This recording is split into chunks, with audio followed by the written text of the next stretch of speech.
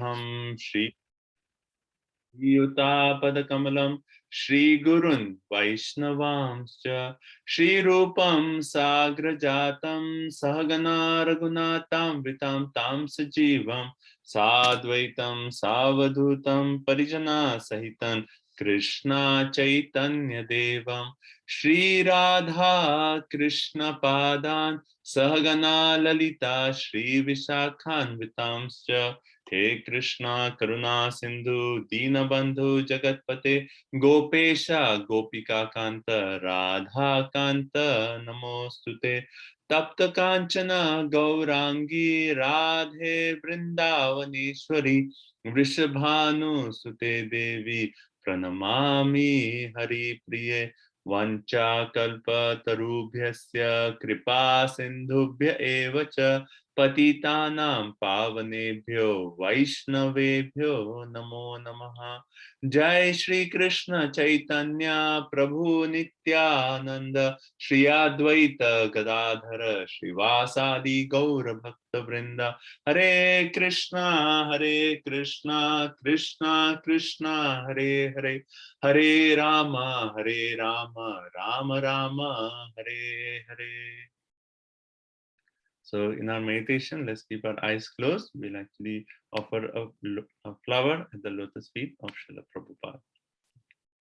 So think of it's nice spring season. You're getting nice flowers, so you can think of a really nice flower, and we'll offer it at the lotus feet of Srila Prabhupada. So please join. Namo Vishnupadaya Krishna Preshtaya Bhutale Srimate Bhakti Vedanta Swami iti namine Namaste Saraswate Deve Gauravani Pracharine Nirvishesha Shunyavadi Paschatya Deshatarine Srila Prabhupada ki jai. So let's offer our prayers to Srimad Bhagavatam. Om Namo Bhagavate Vasudevaya. Om Namo Bhagavate Vasudevaya.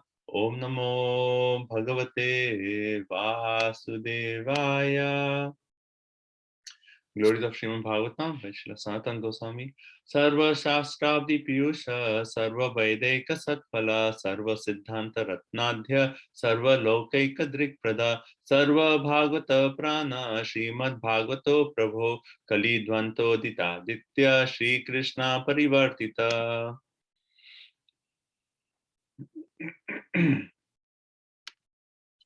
Paramananda Pathaya, Prema Varsha Aksharaya, Te Sarvada Sarvasevyaya Shri Krishnaya Namostute Mad Ekabandhu Mad Sangin Mad Guru Mad Mahadhana Mad Nishtaraka Mad Bhagya Mad Ananda Namostute Asadu Sadhu Tadain Ati Nichocha Takara Hana Muncha Kadachin Mam Prema Rit Kantayospuraha.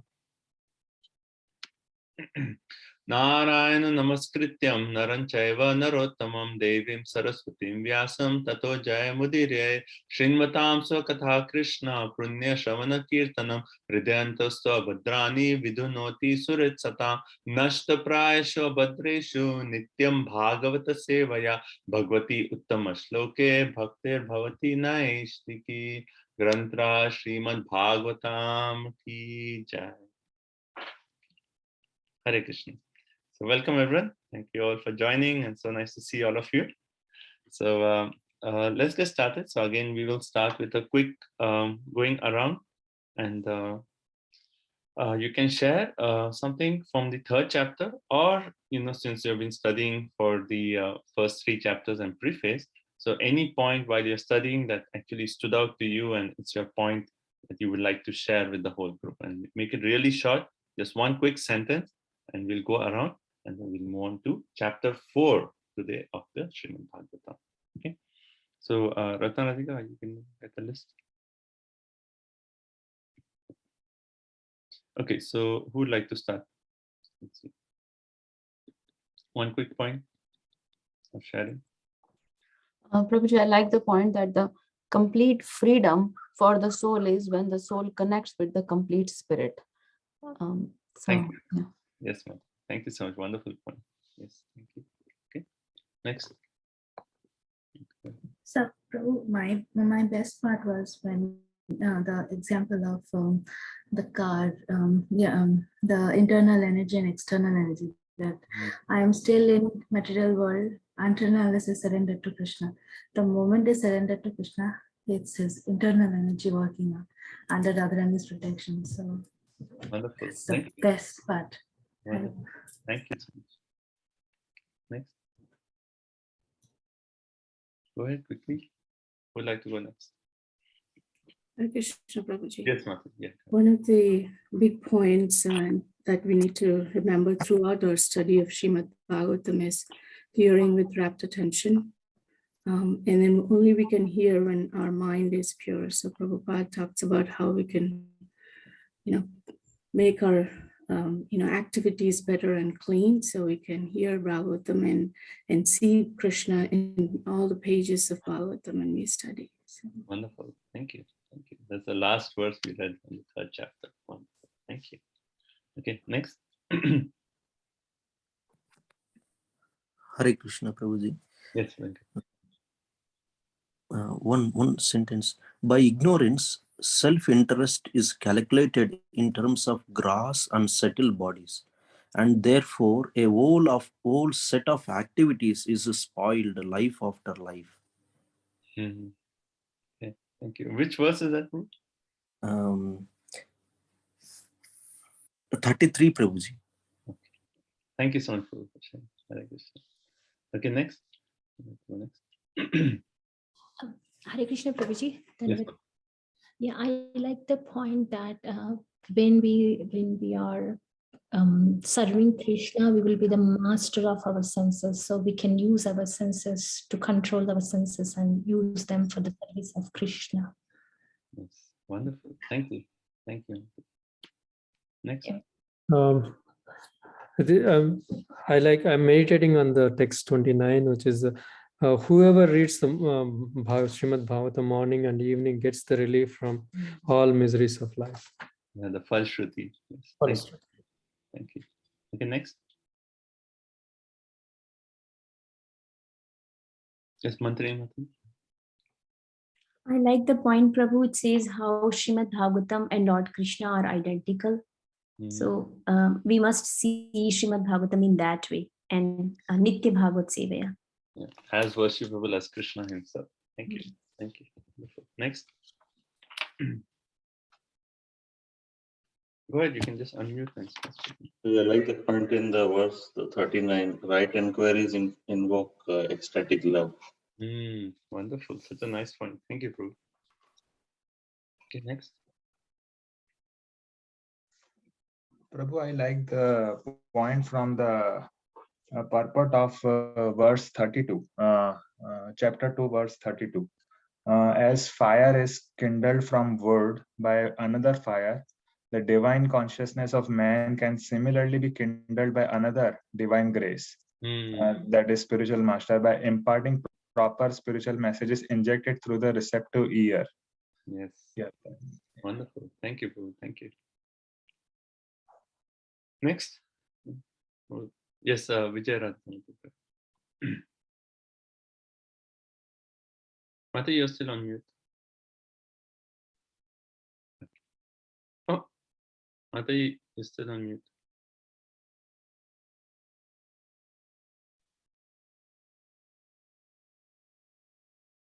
Somehow like your microphone is getting unmuted and then immediately it goes back to mute. Anyway, we'll come back to you. Can you try? And then who else? Next. Who has not shared and would like to share quickly? Simply by hearing Srimad Bhagavatam with attention under the guidance of a pure devotee, then one can see Krishna in the pages of Srimad Bhagavatam. Yeah, one can certainly see directly the presence of Lord Krishna in the pages of Bhagavatam. Wonderful. Okay, so anyone else? Okay, so let's move on. We are going to start with chapter 4 of the first canto of Srimad Bhagavatam, the appearance of Sri Narada. So Narada is one person who's there in every canto of the Bhagavatam. You'll see Narad Muni is there, right? He's like kind of the hero who comes all through the entire movie, right? So whichever, like if you think of any like major pastimes in the Bhagavatam, like normally when you think of Bhagavatam, Dhruv Maharaj, Prahlad Maharaj, these are the first two pastimes that come to our mind. And who is the hero there? I mean, the guru there is Narad Muni, right? And throughout Srimad Bhagavatam, we'll be coming again and again to this personality, Narad Muni. And even in that entire assembly where Sukadev Goswami was narrating Bhagavatam to Parikshit Maharaj, who was present? Narad Muni was personally present. In second canto, we'll read the conversation between Narad Muni and Brahmaji, and then with Chitraketu, wherever you see, like throughout Srimad Bhagavatam, it's this personality, Narad Muni. So it is wonderful that we are starting, like in this section, we'll be actually reading the life of Sri Narad Muni, right? He'll have the conversation with Vyasdev, and then he will actually narrate his own life, which we'll be reading in the next few chapters, right?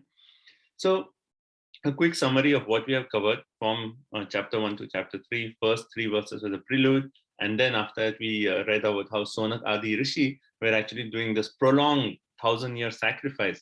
Actually they had desire to attain Swargaloka. And then Suta Goswami comes, they give him the seed and they glorify him and they speak of the symptoms of Kali Yuga, Prayana Alpasya Sabye, Kalo Asmin Yuge Janaha. And then they ask 6 questions to Suta Goswami, right? That was first chapter. Second chapter, Suta Goswami, he offers obeisances to Sukadev Goswami. Yas Swanubhavam Akhila Shruti Saram Ekam, right? He offers obeisances to Sukadev Goswami, and then he actually offers obeisances to Narnarayan Rishi, to Vyasadev, to Mother Saraswati, and then he starts speaking, right? And then he gives the answer, question 1 and question 2, what is the ultimate good for everyone? What is the essence of all Shastra? And then he says, text 6 and 7 of the second chapter, right? What's the verse? Dharma. Sarvai Pumsa Paradharma. Savai Pumsam Dharma. Savai Pumsam Parodharma, Yato Bhakti Radukshate. And then he actually says,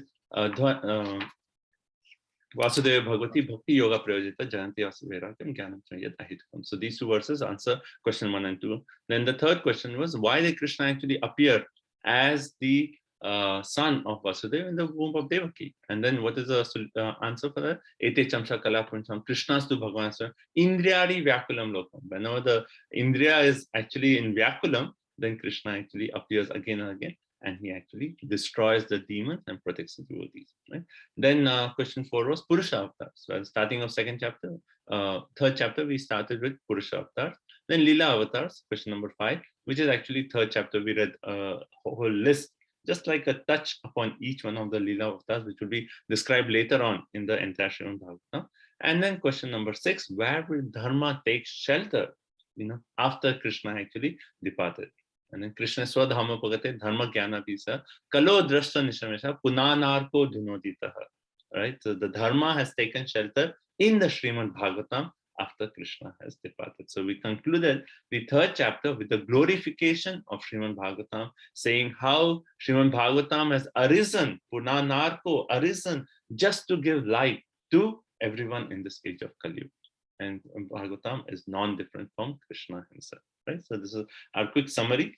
And then the last verse we actually read when Suta Goswami is actually saying, in that assembly when Sukadev Goswami spoke Srimad Bhagavatam to Parikshit Maharaj, I was personally present. And what did I do? I heard with rapt attention, and by the mercy of Sukadev Goswami, Anugraha, I actually understood the text of Srimad Bhagavatam. I realized the text of Srimad Bhagavatam, and then he actually concludes, the third chapter concludes with Yata Ditam Yata Matihi. What I have realized, I am going to speak. Right? So not only he heard with attention, by the mercy he understood it, he realized the text of Srimad Bhagavatam, and Yata Ditam Yata Mati. What I have realized, I'm going to speak to all of you. Right? So that is our last verse of the third chapter, where Suta Goswami has narrated how he has heard and realized this knowledge of Srimad Bhagavatam and how he is going to actually speak it from his realization. Okay, so now we'll start with chapter 4. Okay, so text 1.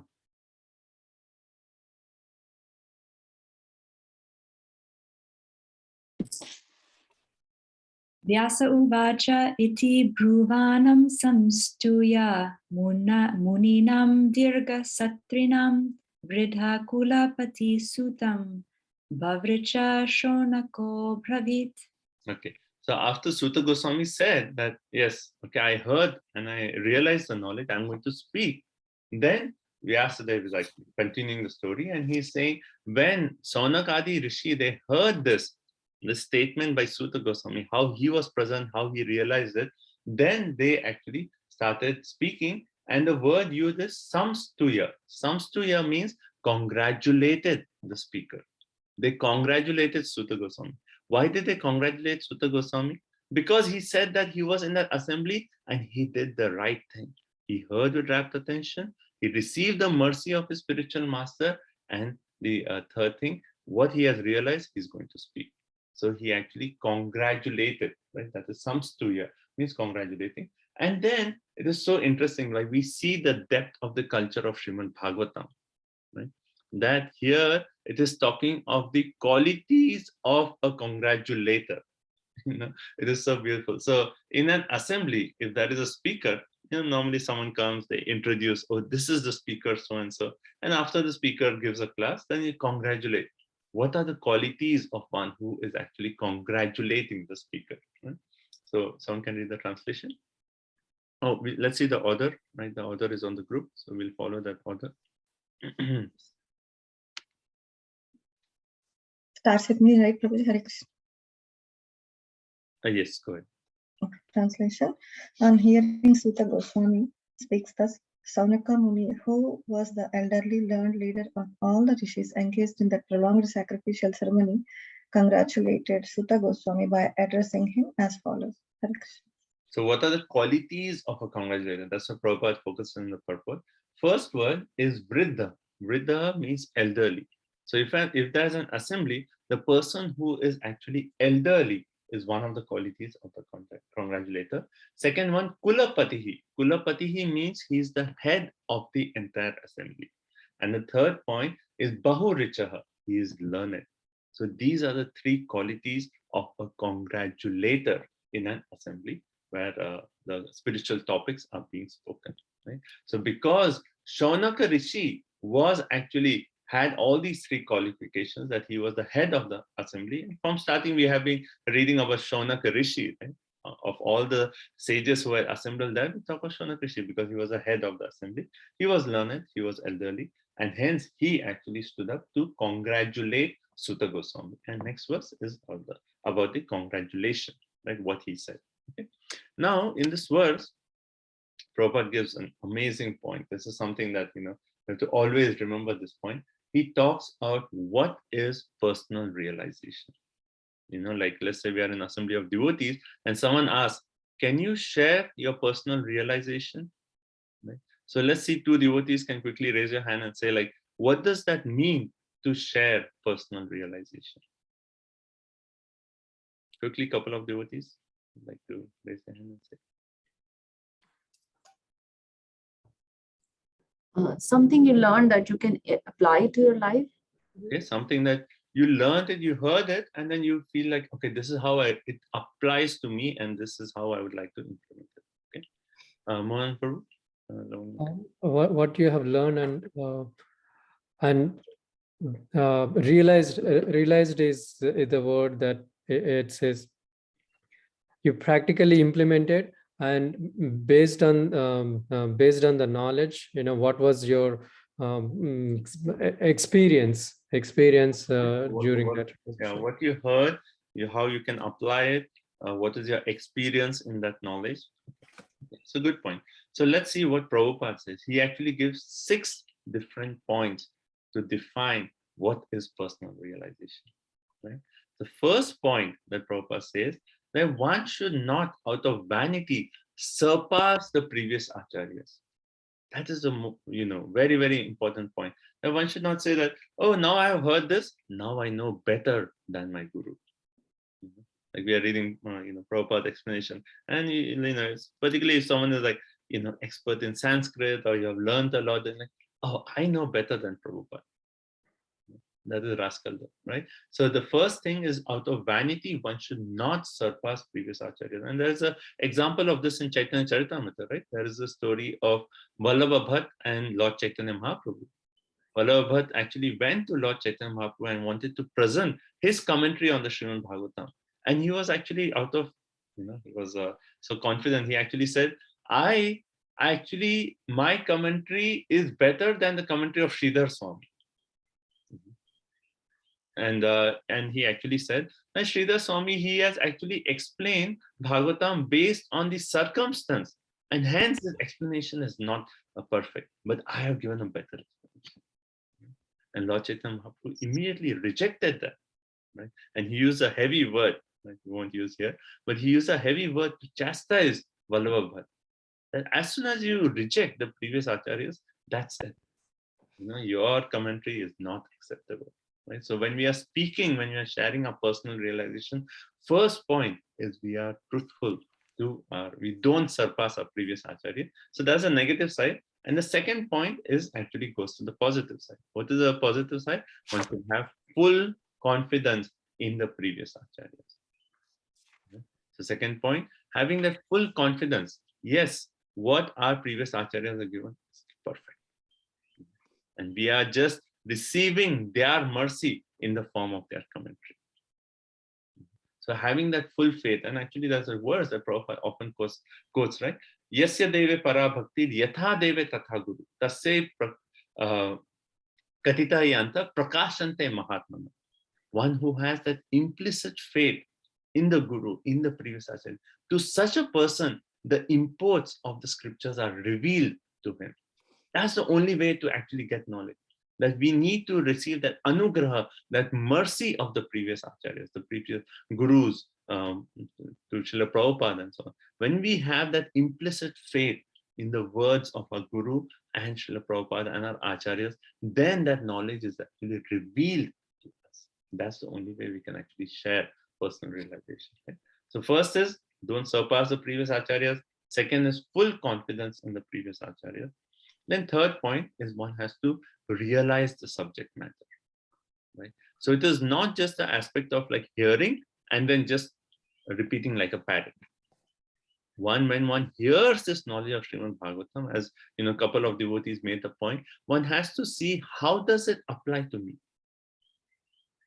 How does this knowledge relate to me? How is this knowledge have the power to create a transformation in my life? And we have to meditate on that. And that's how we actually realize the knowledge.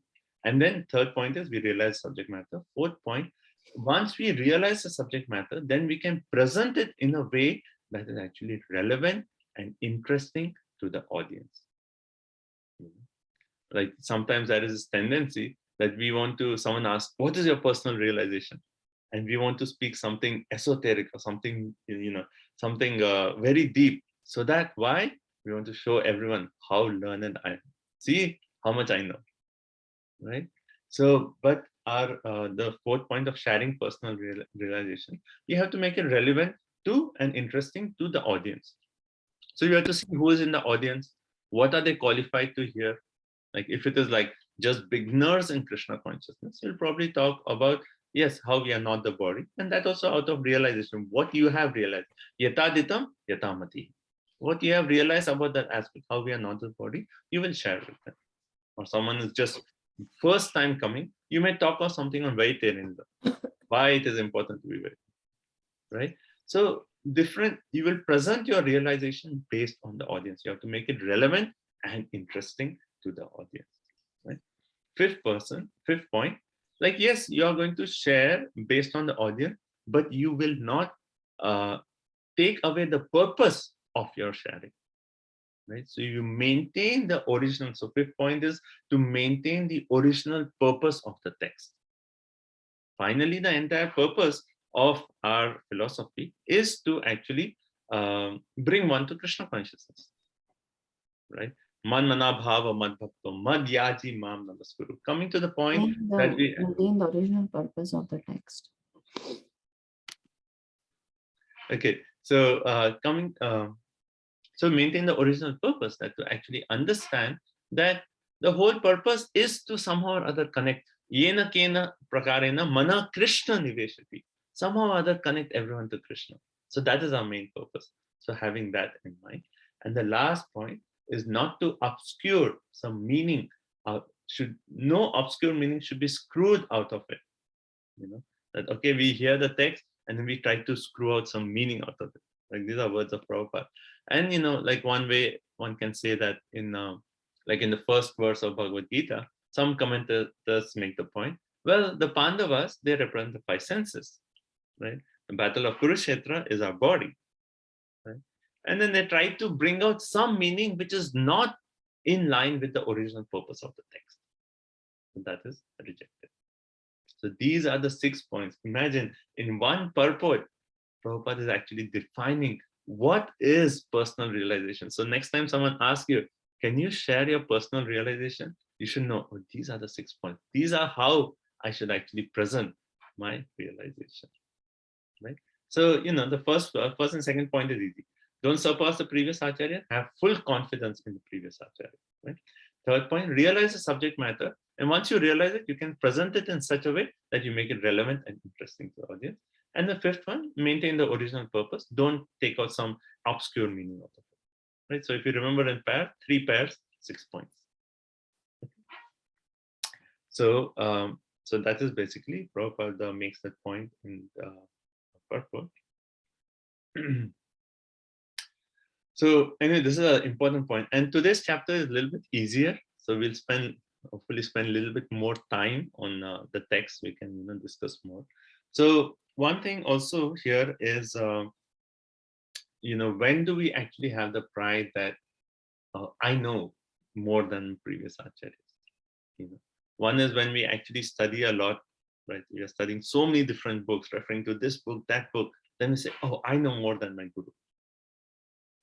That pride may come as a result of excessive studying of the Shastra. And a second point is we actually learn Sanskrit or have some Sanskrit knowledge. So these two, like you're studying a lot and you have Sanskrit knowledge, then you can actually, there may be a chance that you may think that, oh, this is a text, I know this meaning, I know this Sanskrit word means to this, and then you can actually bring out some meaning which is actually not there in the what is said by Prabhupada and our previous acharyas. Right? So the whole point here I'm making is when we are actually studying Bhakti Vaibhav, studying the Shastras, the whole point of studying is to actually develop that mood of humility. If by the study of the Shastra we are becoming pride, then that is opposite to the result that one should expect from studying the Shastra. By studying the Shastra, one should develop that mood of humility, and at the same time, it should actually inspire us to actually do service to Vaishnava, service to our Guru. So that inspiration of to do service. So these 2 points should be the result of studying Bhagavatam. Humility and inspiration to do humble service. And when we actually study Shastra, and along with that, we are actually doing humble service, then that theoretical knowledge becomes realization. But if you are just having an overdose of knowledge and not actually engaging in practical service, then there is the chance of one becoming proud. Right? So this is an extremely important point, that now we are doing our Bhakti Vaibhav, but this actually should inspire us to actually engage in humble service, and develop that mood of humility. Right? I think His Holiness Radhanath Swami Maharaj, he often stresses on this point, about humility, developing that humility from our core of our heart. Okay, so I think that should be good for the text 1. We'll move on to text number 2. So text. Shonaka uvacha Sutta Sutta Mahabhaga Vadano Vadatamvara Katham Bhagavatim Punyam Yad Aha Bhagavan Shukaha. So Sonak Rishi is saying, Sutta Sutta. He's saying that word twice because he's so excited. Now Sutta Goswami is going to speak out of realization. So how is he congratulating Sutta Goswami? First verse is saying, congratulate, right? Second verse, Shonak Rishi is speaking and he's saying, Sutta Sutta. out of excitement, he's repeating the name of Suta Goswami twice, and he says Mahabhaga. Mahabhaga means you're most fortunate. Vada no vadatam vara. Of all the speakers, you are actually the most fortunate speaker. Why is he the most fortunate? Well, we have already made the point. He's heard with rapt attention, he's received the mercy of Sukadeva Goswami, and he actually realized the text. Right? So hence Suta Goswami, Shaunak Rishi is congratulating Suta Goswami. Katam Bhagavatim Punyam. You speak this Bhagavatam, which is Punyam, right? Where is the other place where we heard the word Punya for a message of Srimad Bhagavatam? Srinvatam Sa Katha Krishna Punya Shravana Kirtan. Right? So Punyam. So please speak this Bhagavatam, which is Punyam. Yat aha Bhagavatam Shukaha. Now Shukaha there refers to Shukadev Goswami. What you have heard from Sukadev Goswami. Now this word Bhagavan, actually, here we are reading the word Bhagwan used to refer to Sukadev Goswami. Right? So Bhagwan actually does not always refer to the Supreme Personality of Godhead. It refers to any powerful personality. Even in our text, even Narad Muni is sometimes referred to as Bhagwan. Okay, translation. Saunaka said, O Suta Goswami, you are the most fortunate and respected of all those who can speak and recite. Please relate the pious message of Srimad Bhagavatam, which was spoken by the great and powerful sage Sukadev Goswami. So Prabhupada, okay, so in this chapter, 4th chapter, Vishwanath Chakravarti Thakur is actually saying that there are two main sections to chapter 4. Right? One is the excellence of the speaker and hearer of the Bhagavatam. Excellence. So in this chapter, we'll be discussing the qualities of Sukadev Goswami and qualities of Parikshit Maharaj. That is going to be our first section. Right? And the second section of this chapter is basically going to say, how did Vyasadeva receive mercy of Narad Muni? Like how it was lacking before and how Narad Muni appeared to give us mercy to Vyasadeva. Right? So these two sections are there. So in our first part, we are going to just focus on the qualities, the excellence of the speaker and hearer of Bhagavatam. Right? So Prabhupada in his purport makes a point that one who is speaking Bhagavatam should actually speak Bhagavatam only in the light of Sukadev Goswami. That we should actually speak Bhagavatam only as it is coming down from Sukadev Goswami, as a representative of Sukadev Goswami. And second one, what is the one who is hearing Srimad Bhagavatam should actually be prepared to hear only from such a person who is actually a representative of Sukadev Goswami. Right? So the speaker should be a representative of Sukadev Goswami, and person who's hearing should be prepared to hear from a person who is a representative of Sukadev Goswami. So this actually, if you see just outside in the world, how many speakers of Bhagavatam are there? In India, it's like very common. They do Bhagavat Sapta. And there are so many charismatic speakers. They may give so many fine details of the different pastimes. But our first thing when we hear Bhagavatam is he a representative of Sukadev Goswami coming down in a line of disciplic succession right down to the present age? That should be our first test, not how charismatic the person is or how many details he knows or how expert is that person in Sanskrit. All those are not the qualification. First qualification, who is his guru? Which is his parampara? Which line is he coming? Is he truly qualified to represent Sukadev Goswami?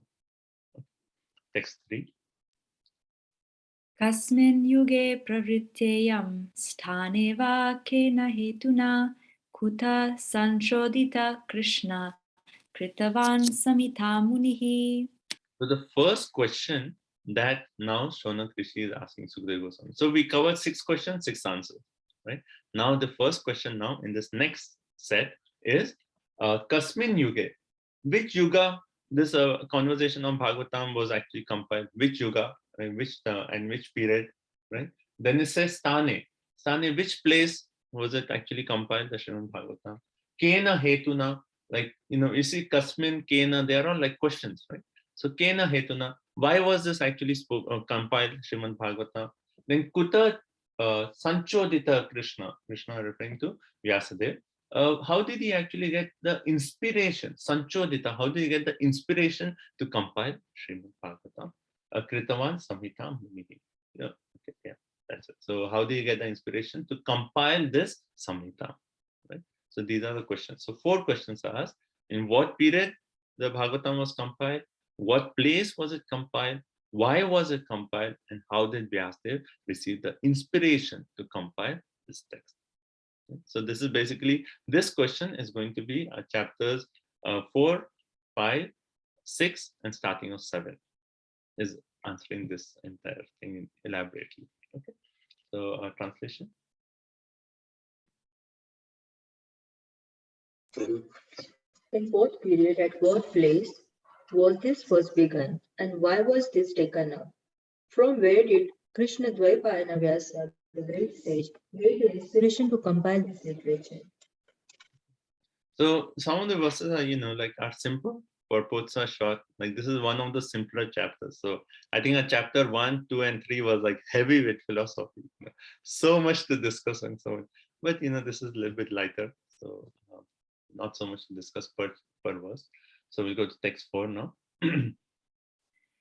Tasya putro mahayogi samadrin nirvikalpakaha ekanta matir unidro gudho mudha iveyate. Okay, so there is, as I mentioned, we are talking of the excellence of the speaker and hearer of the Srimad Bhagavatam. So text 4, 5, and 6, 3 verses are going to speak the glories of Sukadeva Goswami. And it is so interesting that this is not the answer. This is the person who's questioning, who's making questions about the speaker of the Bhagavatam, Sukadeva Goswami. And while giving the questions, he's actually glorifying the personality. It's so interesting. While asking the question, he's saying like, oh, Sukadeva Goswami is so glorious, and then Parikshit Maharaj is so glorious. How did these 2 glorious persons come together so that this conversation would actually take place? Okay. So Tasya Putro Mahayogi. So Tasya referring to Vyasadeva. So Vyasadev's Putraha, right? And so Vyasadev's son is who? Sukadeva Goswami, right? And Sukadeva Goswami Mahayogi. He is a great devotee. So first qualification of Sukadeva Goswami is that he is a great devotee of Lord Krishna. And that is actually the main quality. That's the main quality is that he is a great devotee. Okay. Then Samadrik Nirvikalpaha. So Samadrik Nirvikalpakaha basically means he is an equibalanced monist, right? So even we know this, like how Sukadeva Goswami, he was actually Brahman realized, right? And then as soon as he was born, he said, oh, I don't want to do anything with Maya. And then Krishna came and said, okay, I will take off your covering of Maya. You take birth. And he appeared. And then what did he do? We read this in the first canto, 2nd chapter, right? When his father said, hey Putra, is going, oh my son. And Sukadeva Goswami, as soon as he took birth, 16-year-old, he walked straight to the forest, right? So he is actually Samadrik Nirvikalpaka. He is not, he is actually on the platform, Brahma Bhuta Prasanna, na sochati, na kanchati. No, nothing, no desire, no lamentation, nothing. He is actually equibalanced, right? And then he's on the absolute monist, and he's actually Brahman realization. And he actually makes this point in 2nd canto, 1st chapter, text number 9, where Sukadeva Goswami says, I was actually a Brahman realized person. But when I heard those 2 verses from the Srimad Bhagavatam, Bhara Pidam Natavara, right? And then the second one is the one on Putana, Aho Bakiyam Sthana Kalukutam. He heard these 2 things and he was attracted. And that actually makes that point. Atma Ramastu Muneyo. That even those who are at the liberated platform, they are actually attracted to Harikatha. Right? So the point here is he is actually equibalanced monist. Right? Then Ekanta Matihi. He's actually fixed in oneness of mind. There is no distractions for Sukadeva Goswami. He's completely fixed on the spiritual platform. Right? Ekanta Matihi. Unnidraha. Unnidraha means he's actually overcome nescience. Right? Nidraha means what? Sleep. Right? We all just Nidraha, everyone knows Nidraha. Right? Unnidraha means one who is actually beyond sleep, beyond nescience. Right? And then the last quality, Gudha Mudha Ive Iyata.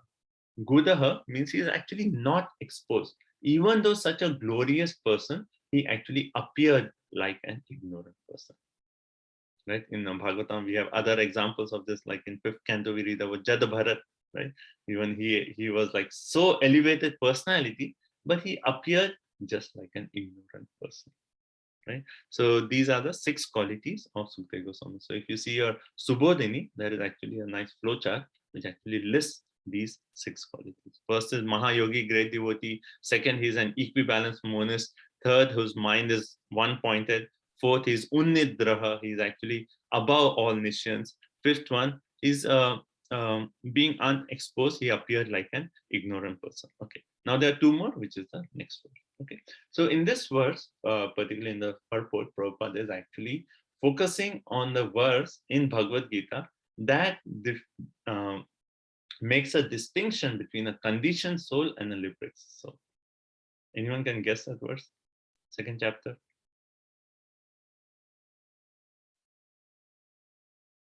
The one who sleeps in the night and the liberated sages for night is the day. Yes. For a liberated, what is night for a liberated, what is night for all beings is a time of awakening for a liberated soul. And what is a time of awakening for all beings is night for a liberated soul. So Prabhupada focuses on that verse, and he basically explains that verse in his purport, where he says that liberated soul, what is their main thing? They are focused on spiritual attainment, right? So for the other conditioned souls, people will be like, what is this person? He gets up at 4 o'clock in the morning. He chants 2 hours of japa. It's just like, why is he wasting time? He should actually sleep. Morning is nice time to sleep. He should probably just spend time sleeping. That's what they think, right? And then those who are actually awakened, they actually think that, oh, why are these materialists wasting time? Morning is Brahma Muhurta time. That is the time for spiritual progress. So it is exactly the opposite. Once someone asked Prabhupada, what is the meaning of this verse? It's a Ya Nisha Sarva Bhutanam Tasyam Jagrati Samya Yasyam Jagrati Bhutani Sa Nisha Pashato Muni. What is the meaning of this verse? Prabhupada said that means you all have to get up for Mangalarati. So that is the difference. So Prabhupada actually makes that's the point. And Prabhupada makes a very nice point in his purport. He says, attention of these 2 persons are always alert. A conditioned soul is always alert for what? Is always alert where there is sense gratification. How can I enjoy my senses? But the liberated soul is always alert how I can actually use every opportunity to progress in Krishna consciousness. Prabhupada actually, one place he actually says, Krishna consciousness means 2 things. One, we are always conscious of Krishna. Second, we are always cautious of mind. But we are always cautious, always alert. Attention is always alert that, oh, this is actually a distraction to my Krishna consciousness. So conscious of Krishna and cautious of mind. Right? And this is in lines with what Rupa Goswami says, right? In Nectar of Devotion. He says, Smartavya Satnam Vishnu Vismarta na Jatuse. That all the rules and regulations, everything we read is only to serve 2 processes. Always remember Krishna, never forget Krishna. Right? So always conscious of Krishna and cautious of mind. So these are 2 things. Okay. Okay. So that's basically this. So this verse is giving the glories of Sukadeva Goswami. We have discussed 4 main qualities of Sukadeva Goswami. Now we'll continue further, right? So Ekanta Matihi, right? How he is one-pointed. There's an example given to describe the glories of Sukadeva Goswami, how he is actually at that platform of Samadrik Nirvikalpakaha. How he's at that platform. And here is an example. Okay, text number 5. I don't think anybody read the translation for 4. Oh, okay. Okay, who is next? Who would like to read translation 4? Please follow the chat and we have scheduled. Okay. Okay, Long Manjir Mati, you can go. His Vyasadeva's son was a great devotee, an equibalanced monist whose mind was always concentrated in monism. He was transcendental to mundane activities, but being unexposed, he appeared like an ignorant person. So they are actually so elevated in their consciousness that they don't even care for this world. And even though, like, They are so glorious, like Prabhupada. Okay, the next Prabhupada. But they're so elevated and they don't even care for the rest of the world. Like even with Jada Bharat, we read elaborate in the 5th canto, how he was like, he appeared, though he was so learned, his father was trying to teach him Gayatri Mantra, this is how you should do it, but he didn't care for anything. He just appeared like an ignorant fool. Okay, text 5. Drishtvanuyantam rishim atmajam apyanagnam devyo riya paridadhur nasutasya chitram tad viksha prichati muno jagadustavasti stripum vidhanatu sutasya vivikta drishte. So a very interesting pastime is narrated here to establish the glories of Sukadeva Goswami. Okay. So when Sukadeva Goswami, after the birth, we mentioned that how he walked to the forest. So when he was going, Sukadeva Goswami, 16-year-old young man, right? And he was completely naked. And Prabhupada makes a point, like 16-year-old man, completely naked, which is, his private parts are all developed, and he's walking. And because he was like, not attached to anything, just appeared like an ignorant man. He was looking here and there, and he was walking. And he was walking to a place where young damsels were actually taking bath. And when Sukadeva Goswami, a 16-year-old young man who is naked with his all body parts developed, looking in all directions, even looking at them, these ladies didn't even care to cover themselves. But when Vyasadeva, who is actually like their great-grandfather, like elderly person, he completely dressed, not even looking in their direction, he walked, immediately the ladies that covered themselves. And then Vyasadeva asked his ladies, how is it that my son, when he walked, you didn't even care to cover yourself? But when I am coming, then you are caring to cover yourself. What is this mystery? It actually says, aha, what is a strange thing? How does this actually make sense, right? So actually, if you see the words in Sanskrit, it says drishtva, by seeing, Atmajam, my son, Nagnam, not naked, Divya, beautiful damsels, who were actually taking bath, Paridadahu, covered their body upon seeing me, right? Chitram, this is very astonishing, right? And then he asked Prichati, so Vyasadeva asked these young women, how is it that you covered your body when I passed? Well, when son passed, you didn't even cover. And then they actually, Sri Pum Bidha, they actually speak and they say, well, your son has, what does he have? Vivikta Drishtahi, the last two words of the Sanskrit. Vivikta Drishtahi means he has purified vision. He does not make a distinction between male and female. He just sees as a spirit soul. Okay? And one may say, like, how does a woman actually know? And Prabhupada and the purport, and even Chakravarti Pada in the purport makes a point.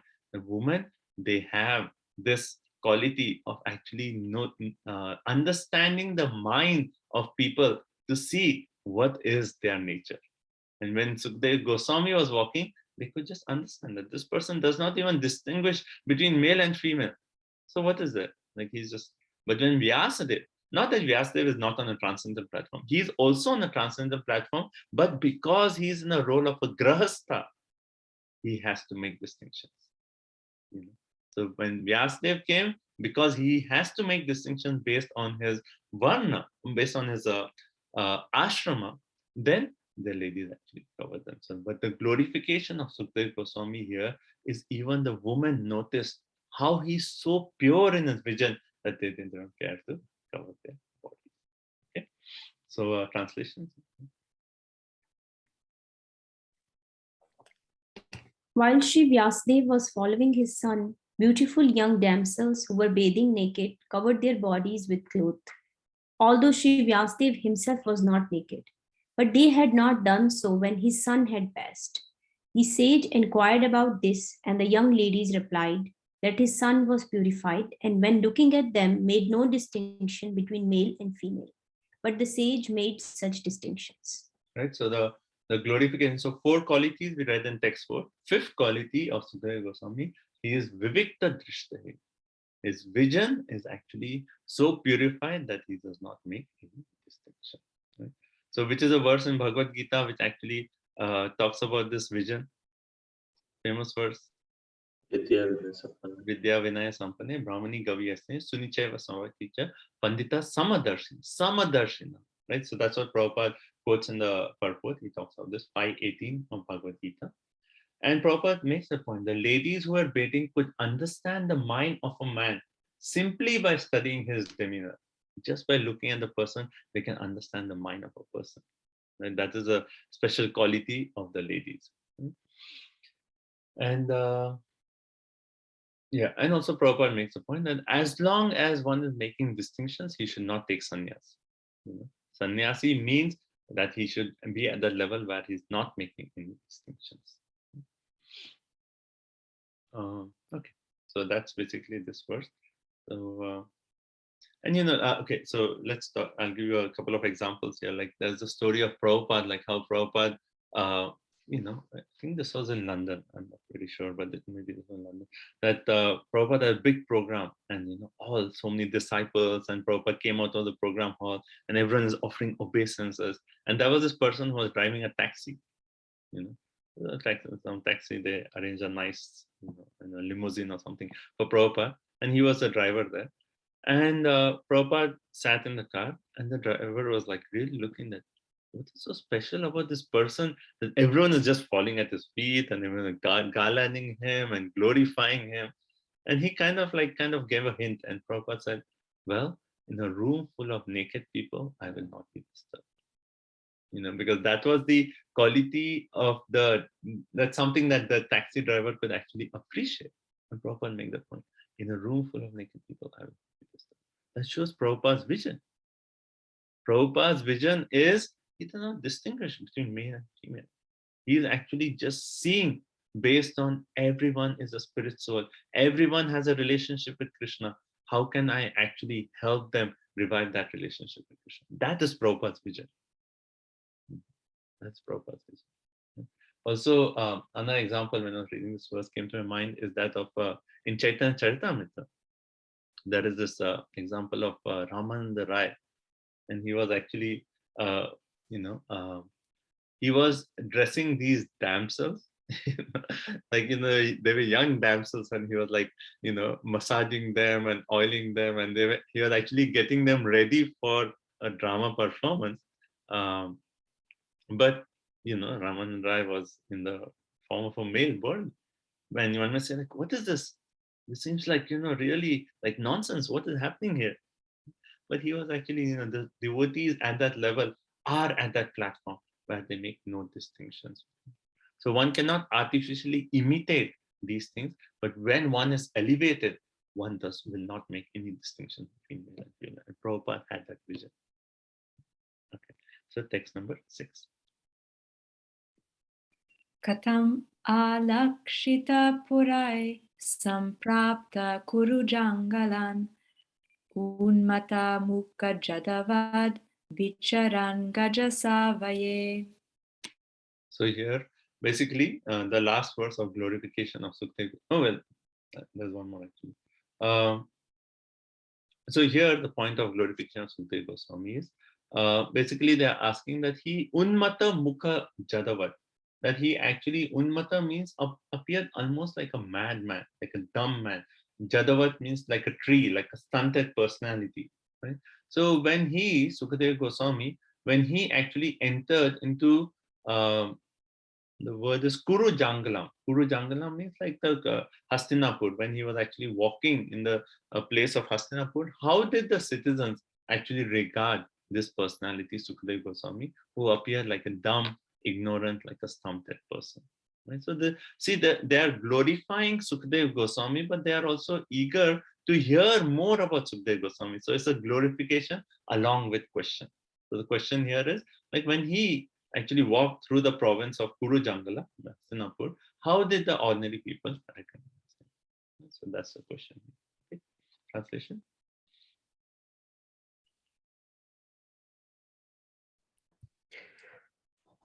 How was he, Sukadeva, the son of Vyasa, recognized by the citizens when he entered the city of Hastinapura, now Delhi? after wandering in the provinces of Kuru and Jangala, appearing like a madman, dumb and retarded. Hmm. So this is actually described in the last chapter of the first canto. We read the description of how Parikshit Maharaj, who had actually fasted, who decided to fast until death for 7 days, and then he asked the questions to all the sages, and then in that assembly, Sukadeva Goswami walked, and that is actually described the beautiful form of Sukadeva Goswami. How he was like so beautiful. He had a blackish complexion like Krishna himself. All his limbs were so delicately placed. A very, very beautiful form. And he was so beautiful that women and children were like actually running around him. And imagine he was naked, walking naked. So women and children were just like, in a joking way, like just walking around him. And then he walked into that person, into that assembly. And all the sages, when they saw Sukadeva Goswami, they saw his form. And immediately they recognized, just by seeing his features, that this is a very elevated personality. And then he actually sat and he started giving the answers. And then actually he sat, and then Parikshit Maharaj started glorifying him. Oh, Sukadeva Goswami, you are so glorious that just by thinking of you, just if someone just smaranam, we read this in the first chapter, right? By bathing in Ganges, one repeatedly, then one gets purified. But just by remembering these great devotees, one actually gets purified. And Parikshit Maharaj makes this point. Sukadeva Goswami, you are so glorious. Wherever you come, that place itself becomes a place of pilgrimage. And just by remembering you, all our sins, we get completely purified. So this is described. Prabhupada in Purport makes a very nice point. He says, a sage is not to be recognized by seeing, but by hearing. That's the main thing. A sage is recognized by hearing.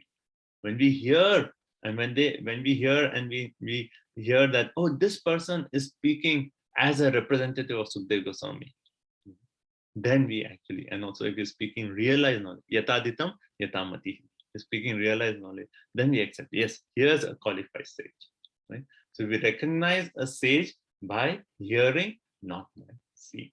Okay. And Prabhupada says this is outwardly he appeared mad, dumb madman, but he was actually the most elevated transcendental personality. This is Sukadeva Goswami, right?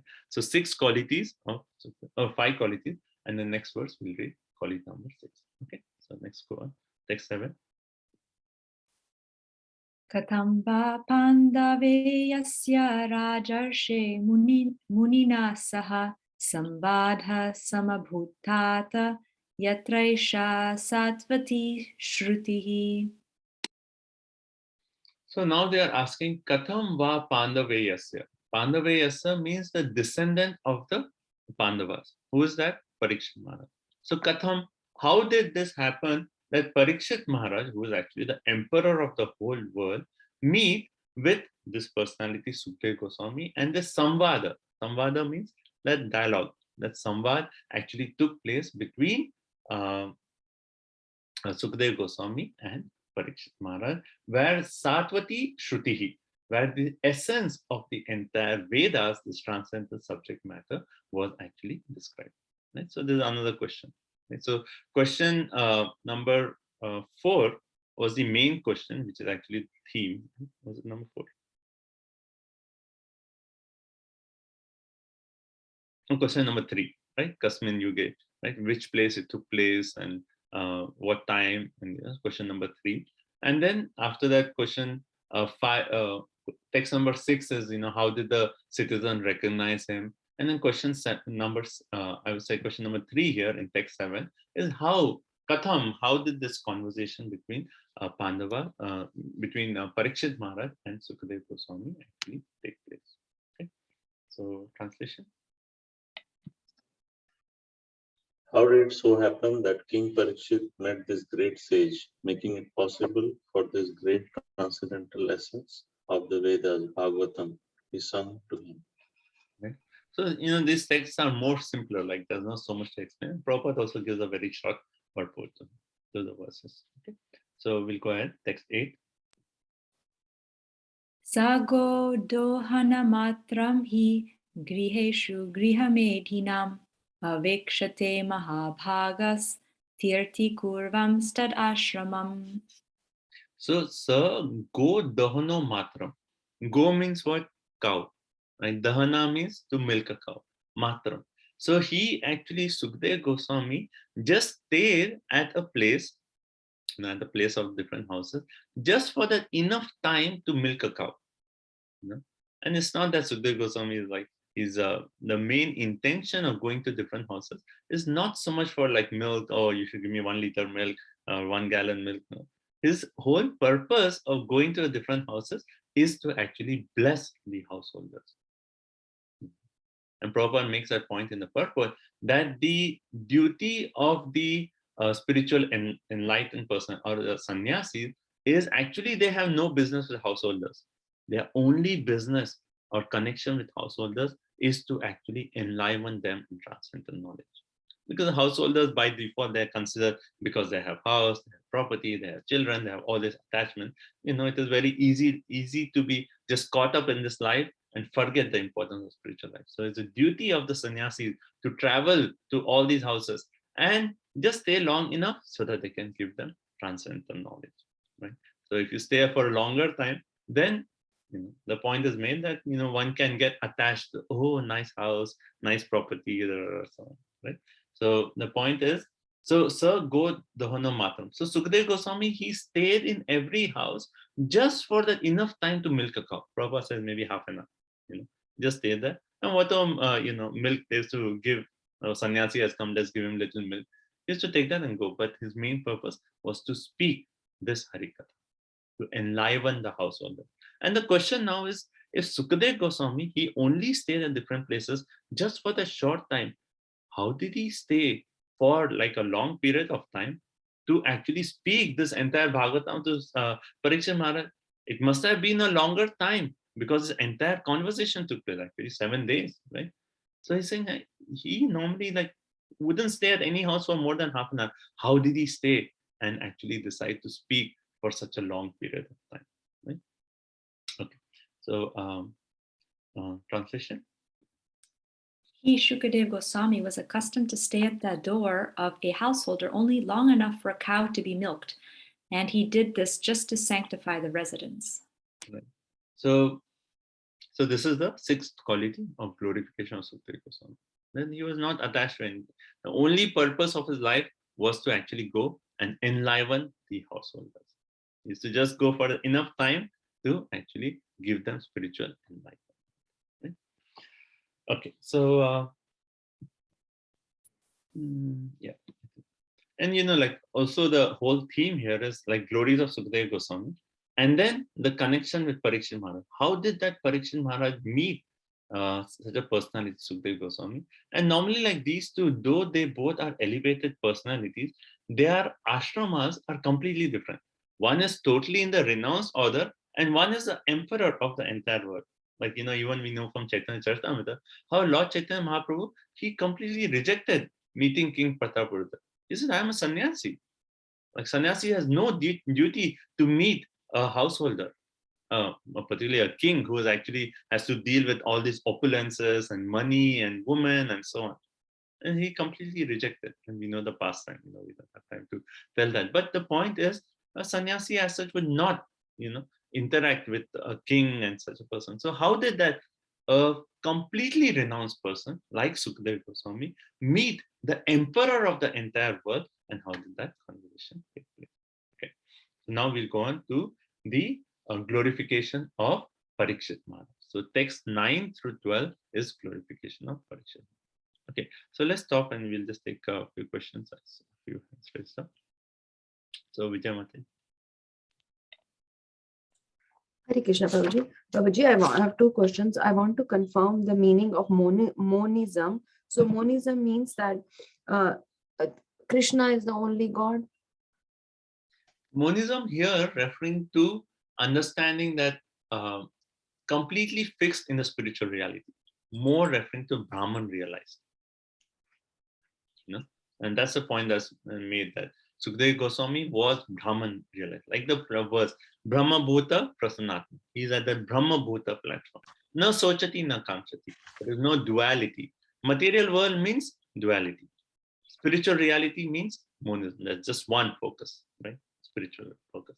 It's not so much of just that devotion to Krishna at this point, but here it is glorified as the one who's fixed in spiritual consciousness. So Brahman realized this. And you have another question? Prabhuji, this meaning of Bhagwan, I thought Bhagwan is someone who has those 6 opulences: beauty, wealth, fame, power, knowledge, and renunciation. So why we are using this word Bhagwan only for someone who is greatly powerful? Yeah. You know, the devotees of the Lord are empowered by the Lord himself, you know, based on whatever is needed for their service. You know, so that's why a devotee of the Lord is actually a possessor of the 6 qualities, the 6 opulences. It may not be exhibited, but if the devotee needs something for some seva, then Krishna empowers them with sufficient wealth, whether that's a sufficient fame, sufficient strength, like Hanumanji, you know, and so on. So Krishna empowers his devotees. Devotees have one-way access to all these 6 opulences, the pure devotees, but Krishna gives them as they want it. So all these personalities like Narad Muni, they are Sukadeva Goswami, they are all referred to as Bhagwan. They are so elevated that they possess this quality. It may not be exhibited, but it is there. Because Krishna is, you know, as they need for seva, Krishna will willingly give it to them. Is that okay? Yes, Prabhuji, thank you so much. Next we have, go ahead, Gopinath Jaipur. Yeah, I just want to clarify in the text 8, in the purport, we have no business with householders, save and accept. So accept is to accept to enlighten them. What is the save and accept? That's just a phrase, Prabhu. Save and accept is actually a phrase in English language used to make the point that save and accept, do only this. It's just the English language there. So the main point is only to enliven the householders. That's all.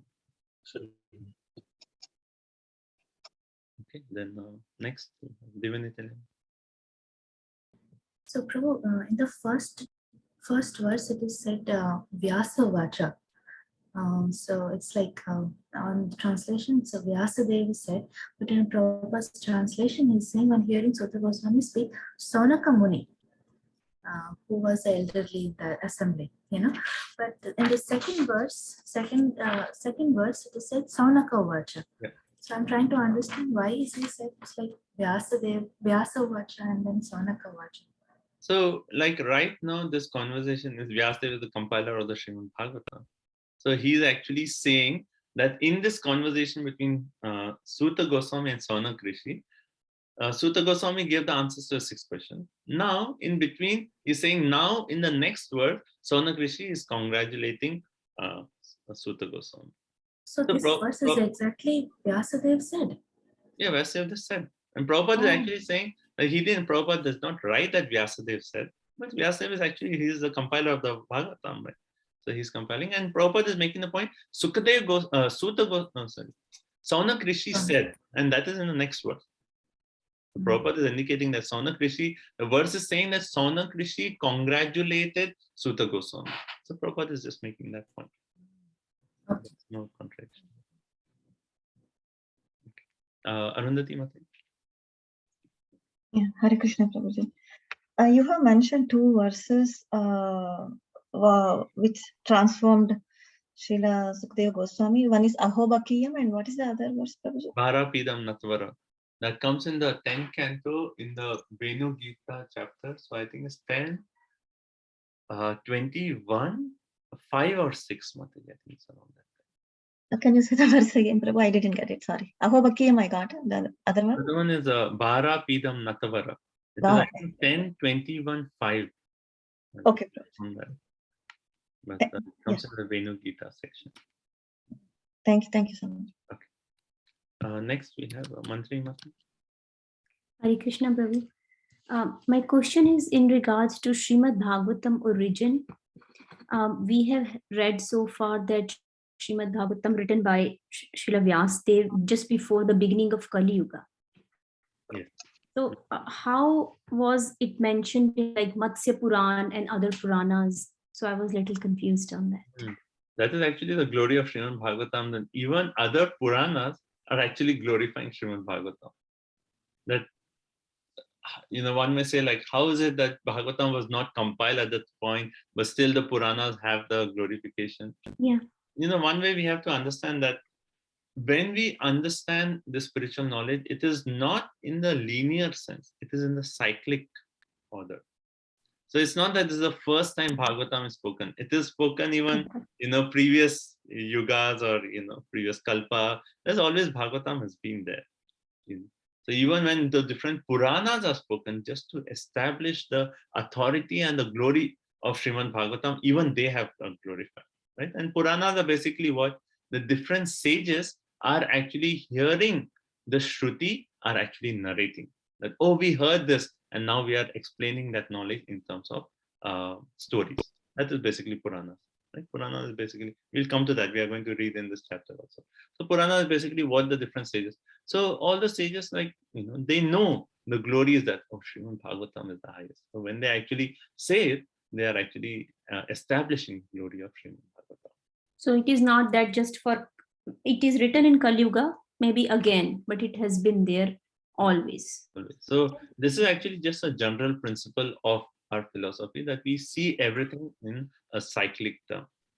Like there is Satyug, Kaliyug, the entire 4 cycles, and then again the 4 cycles happen, right? And again the 4 cycles. So it's like always it is more of a cyclic. So like in Christianity they give a lot of emphasis. Oh, when was Bhagavatam compiled? What time it happened?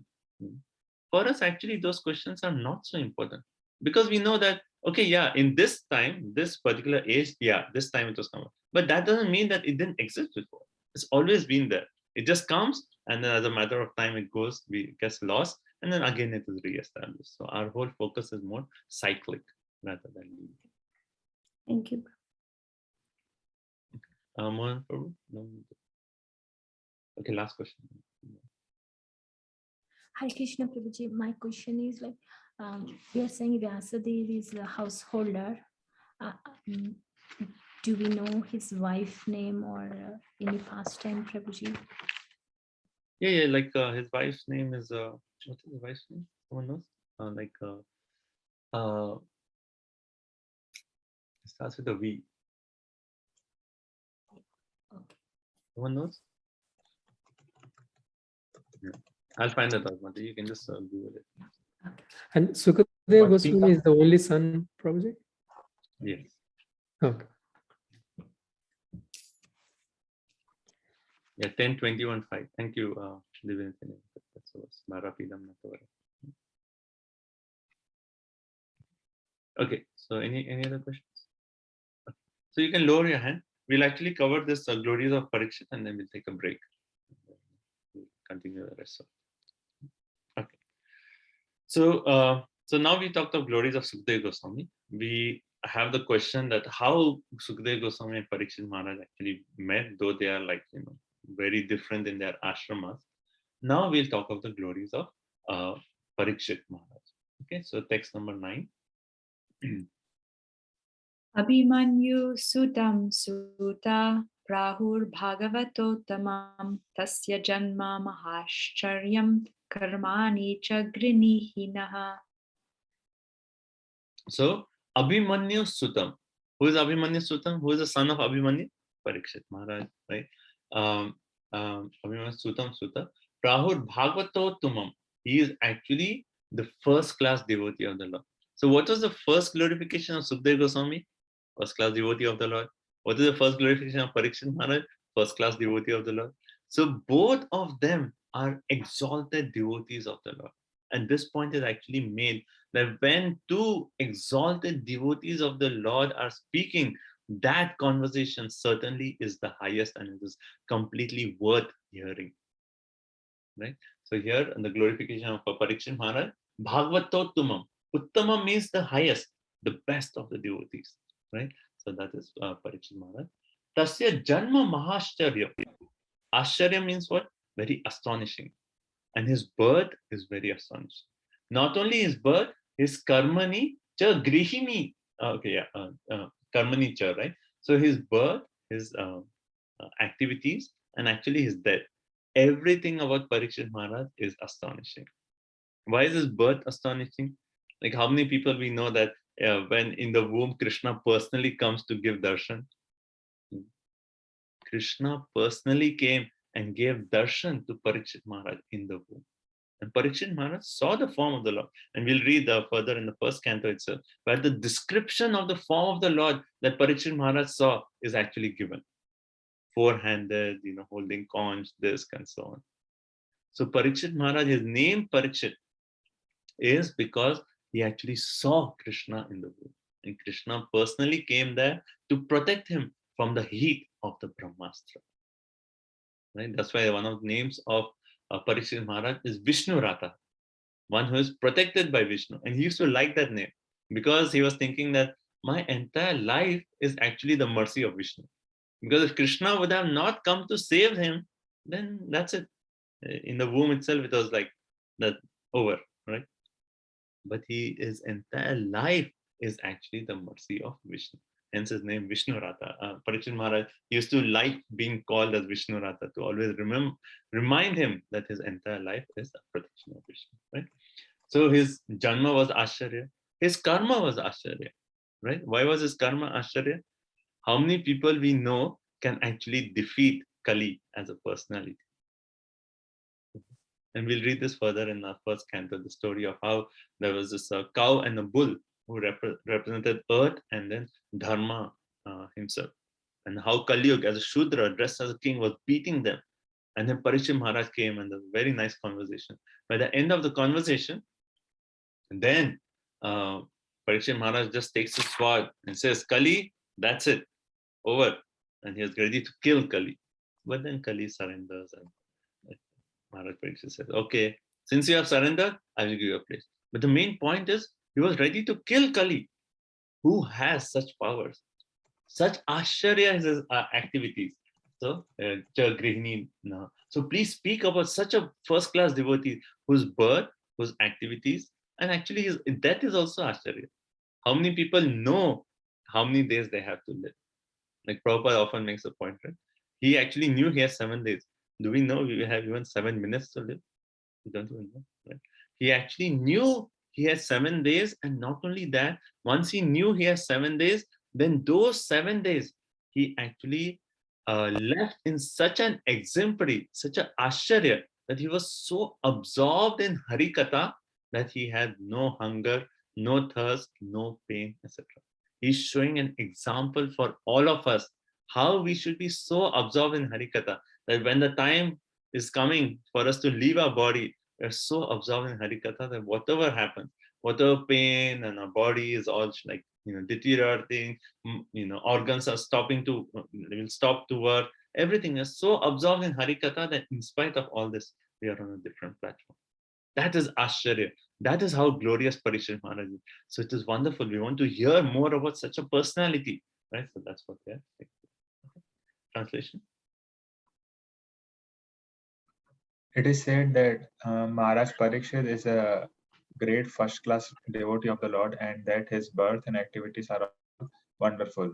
Please tell us about him. Everything about Parikshit Maharaj is wonderful, so we want to hear about him. Okay, text 10. Sa samrat kasya vaheto panduna manavardhanaha paryo bhavishto gangayam anadritya dhirat shriyam. So they have asked that we want to know more about Parikshit Maharaj. Now they are asking that, Parikshit Maharaj was such a glorious king, right? He was Samrat, he was the emperor of the entire world, right? And then Panduna Manavardhana, the Pandavas themselves were so glorious. And now they are saying that Parikshit Maharaj was so glorious that he was increasing the glories of Pandavas. Imagine how glorious he was, right? So why such a glorious king when he was, first of all, he's a devotee of the Lord, right? Then second, he's actually the emperor of the world. Third, he is actually so glorious, he's increasing the glory of the Pandavas.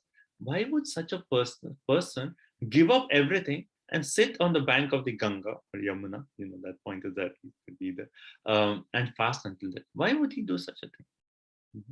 And then actually the next few verses will actually make the point. I'll just kind of summarize, because we are talking about the theme, that Parikshit Maharaj is such a glorious king that everything was perfect in his kingdom. Prabhupada makes the point that such a glorious king that he was a representative of Krishna himself. So all his citizens, he was actually ruling them in such a way that everyone was actually progressing in their spiritual life. So if everyone is progressing because of this one person, right, everything was perfect, everyone was giving taxes on time, and because he was such a glorious king, even Mother Earth was providing all the resources abundantly, everything was perfect. And not only that, someone will think that, okay, yeah, powerful king, but maybe some neighboring kings were like, more powerful, or he had threat and so on, and maybe because of that he was dissatisfied. No, the neighboring kings were coming and bowing their head at the feet of Parikshit Maharaj and giving him wealth. You say, take it, but you just keep us under your protection. Parikshit Maharaj had everything one can think of. He had name, he had fame, he had opulence, he had beauty. It's also, we'll read about that. Shreya, Yuva, is like very youthful. Everything one can desire materially, Parikshit Maharaj had that. And not only that, he was a devotee of the Lord. Not only that, other people were dependent upon Parikshit Maharaj for their maintenance and also for their spiritual growth. So why would such a king give up everything and go to the Ganga to fast? And Parikshit Maharaj, if Krishna himself appeared in his womb to protect him, and when he got this curse, he could have just said, Krishna, you protected me at the time of birth, now you please protect me and get me free from this curse. He could have done that, right? And Krishna would have said, okay, that's what you want, here. But now Krishna's intention was different. He said, I protect you at the time of birth so that you can actually be born and rule the kingdom. And then, but now I will protect you by cursing you so that Bhagavatam is now born. So the main point, the glory of Parikshit Maharaj is he had everything one can actually think about. And not only that, he was completely renounced. Like even in Yudhishthira Maharaj, we'll read about the glories of Yudhishthira Maharaj in first canto. It is said that his kingdom was so glorious that even the people in Swargalok looked at Yudhishthira Maharaj's kingdom and said, like, wow, so much opulence, we want that opulence. Imagine people in Swargalok is looking at Yudhishthira Maharaj's kingdom and saying that we want your opulence. And his fame was so glorious that beyond Jambudvip, it is said, Yudhishthira Maharaj's glories were there. And it is the same kingdom that was given to Parikshit Maharaj. Right? So Parikshit Maharaj completely glorious. Actually, we'll read in one of the chapters later where Yudhishthira Maharaj, at the birth of Parikshit, he actually asked the Brahmanas, tell me the glories of Parikshit Maharaj. And there's an entire section of Bhagavatam where it says, oh, Parikshit is so glorious that he's just like Lord Ramchandra in this quality, he's just like King Ishwaku in this quality, like in fighting with arrows, he's just like Arjun, and then like a whole list of qualities, and in equanimity of mind, he's like Brahma, he's as munificent as Lord Shiva, and he is as patient like Bali Maharaj, and then he is as wonderful as devotee as Prarama, the entire glory. So such a glorious, when there's a devotee and who's actually living only for the benefit of others, then our normal mood is like, oh devotee, you stay here for a long time, because by your staying here, so many millions of people are not only getting benefited materially, but also spiritually. So best is for you to stay. So even Parikshit Maharaj could have thought that, yes, I am cursed, and and though I have all this, and he was not even attached. So yeah, I am willing to give up everything because anyway, I don't have attachment for this. But so many people are dependent on me. So thinking of them, maybe I should just say, Krishna, you please come and protect me from this curse. But he did not do that. He did not do that. So the glory of Maharaj Parikshit is, in spite of having everything, he was completely renounced. That's the first point, right? Like even in this material world, if you see, if someone has a lot of opulence, yeah, you're like, oh yeah, he has so much millions and billions of dollars. But if the same person, in spite of having the opulence, is actually very humble, he's not attached to it, then it is really, even in this material world, people glorify a person. Oh, he has so much money. Like, a good example would be like, like let's say Prime Minister of India. Even though he's a prime minister, he'll come in the form of like a simple kurta. And there's like sometime back, there was a whole news article where he was bowing down in front of his mother. When there's humility along with that opulence, it is very glorious, right? So that detachment along with opulence, and that we see in the life of Maharaj Parikshit. So Parikshit was so glorious. Everything of him was perfect. Materially, spiritually, everything perfect. But why did he give up everything and fast until death? So that's the question. So I covered a little bit few ahead of verses also.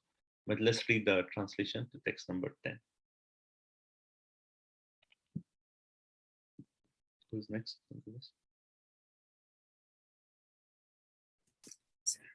It's Sarvara. I'll go ahead. He was such a great emperor that all his enemies would come and bow down at his feet and surrender all their wealth for their own benefit. He was full of youth and strength, and he possessed insuperable kingly opulences. Why did he want to give up everything, including his life? I don't think we read the translation to text 10. Maybe we can go 10 also. Good. He was a great emperor and possessed all the opulences of his acquired kingdom. He was so exalted that he was increasing the prestige of the Pandu dynasty. Why did he give up everything to sit down on the bank of the Ganges and fast until death? So maybe we can read Sanskrit for 11 and 12 now. Namanti yat padaniketam atmanaha Shivaya hani yadhanani shastravaha Katham savira shriyam anga dushyajam Yuvai shatot srashtum aho sahasudihi.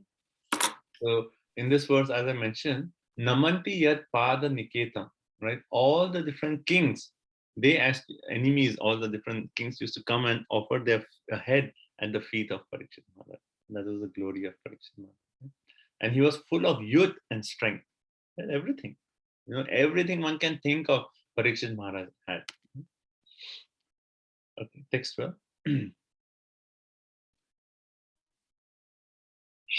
Shivaya lokasya bhavaya bhutaye ya uttama shloka parayana janaha jivanti natmartham aso parashrayam mumocho nirvidya kuta kalevaram.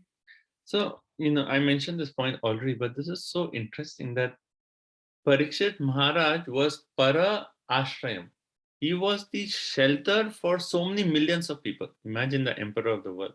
He was the shelter of so many different people. So then there's so much responsibility, right? If so many people are dependent upon you, then naturally there's so much responsibility upon you. So even though for your sake, you can say that, okay, there's a Krishna, this curse happened. It's a good opportunity for me to give up everything. But shouldn't he think about the welfare of all these millions of people who are dependent upon him?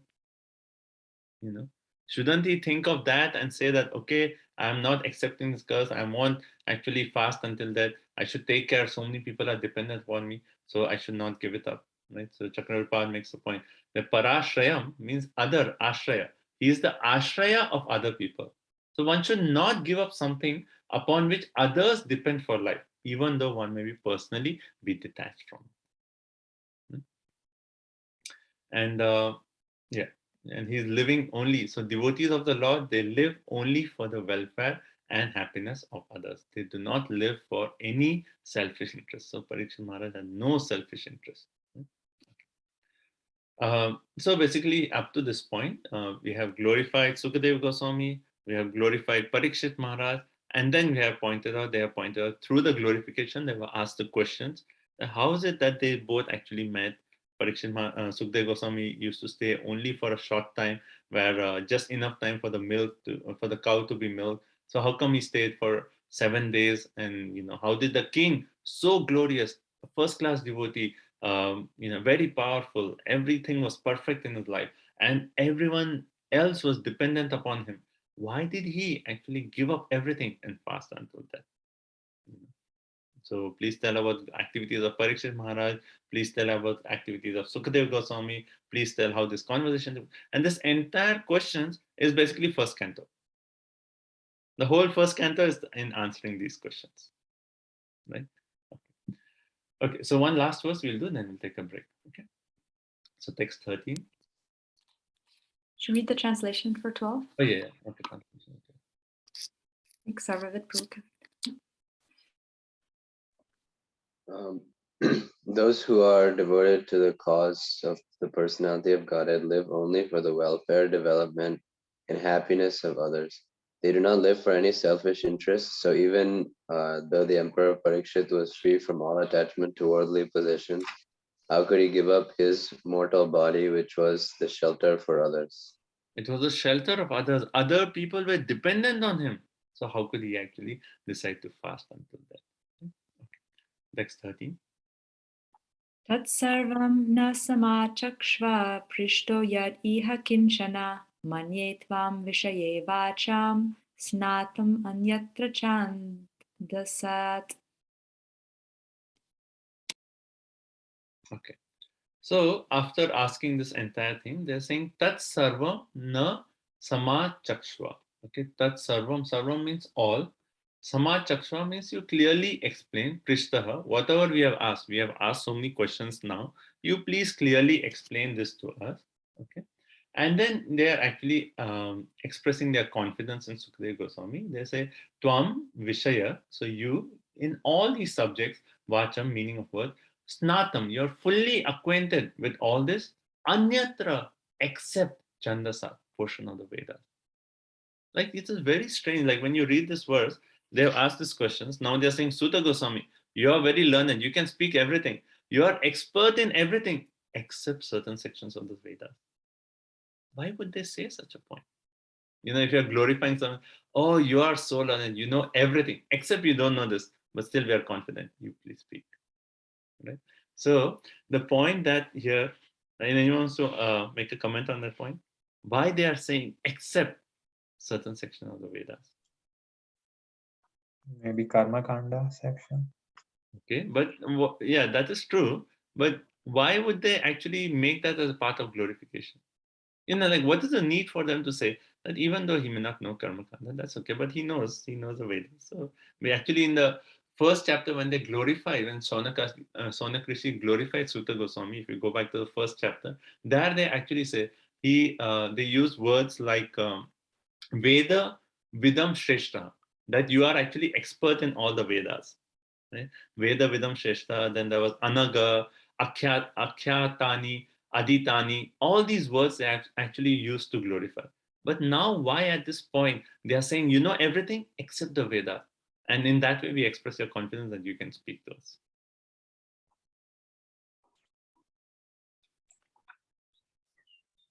It's good that he is not teaching fruitive activities. That is good. Yeah, it's good point that you don't know that. So that way you'll not teach us a thing that we don't want to hear. Okay, that's fine. So here the point is actually made that Suta Goswami himself was not a Brahmana. The Brahmanas, by their duty is that they are supposed to know all these sections of the Vedas and chant all the mantras perfectly, right? And that is the speciality of Brahmana. But here they are saying, even though you don't have the qualification, that is not the qualification that is required to speak this Bhagavatam, because this Bhagavatam is above all those sections of the Vedas. This Bhagavatam is transcendental. So even though you don't know these sections, still you're completely glorified to speak this essence of the Bhagavatam, which is completely transcendental to these mundane subject matters of the Vedas. Right? And also, for us, it's actually teaching us a very important point, that it is not so much about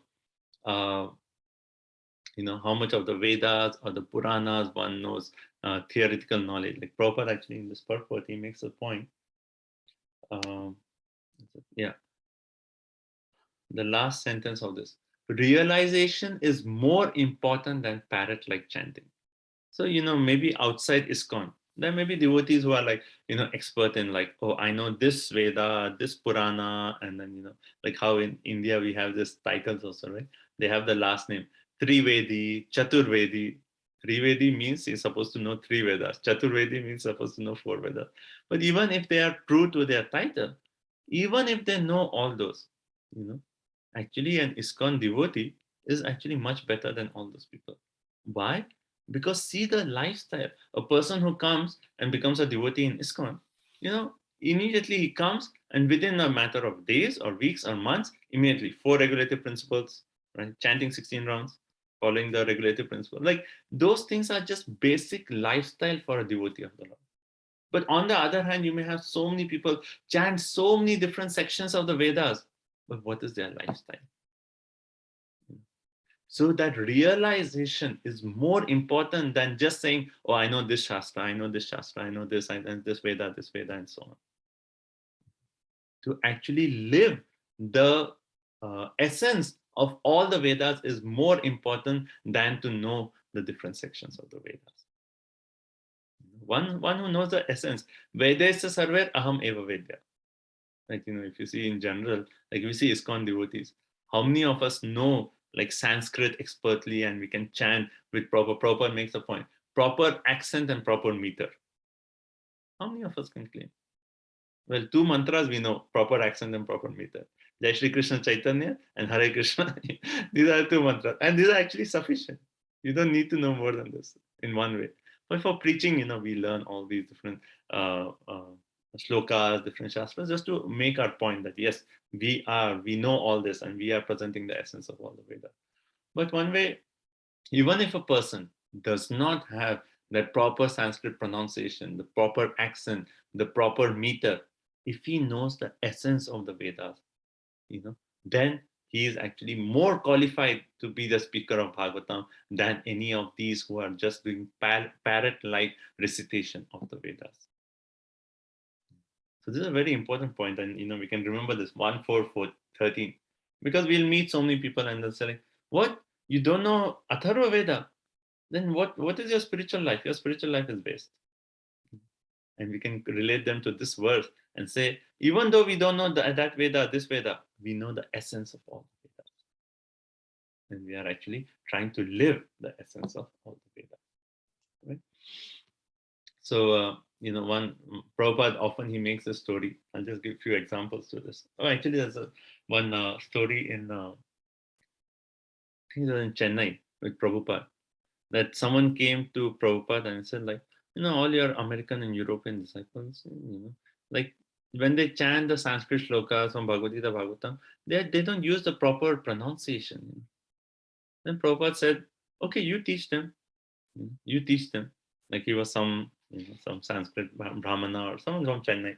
So he said, you teach them. He said, for that, it's best you move into the temple and you can teach them. And then immediately he was like, step back, I have to move into the temple. And then Prabhupada said, yeah, once you move in the temple, then no tea, no coffee. He said, no. Actually, their Sanskrit is okay. It is fine. And then he just stepped back. So that's one story.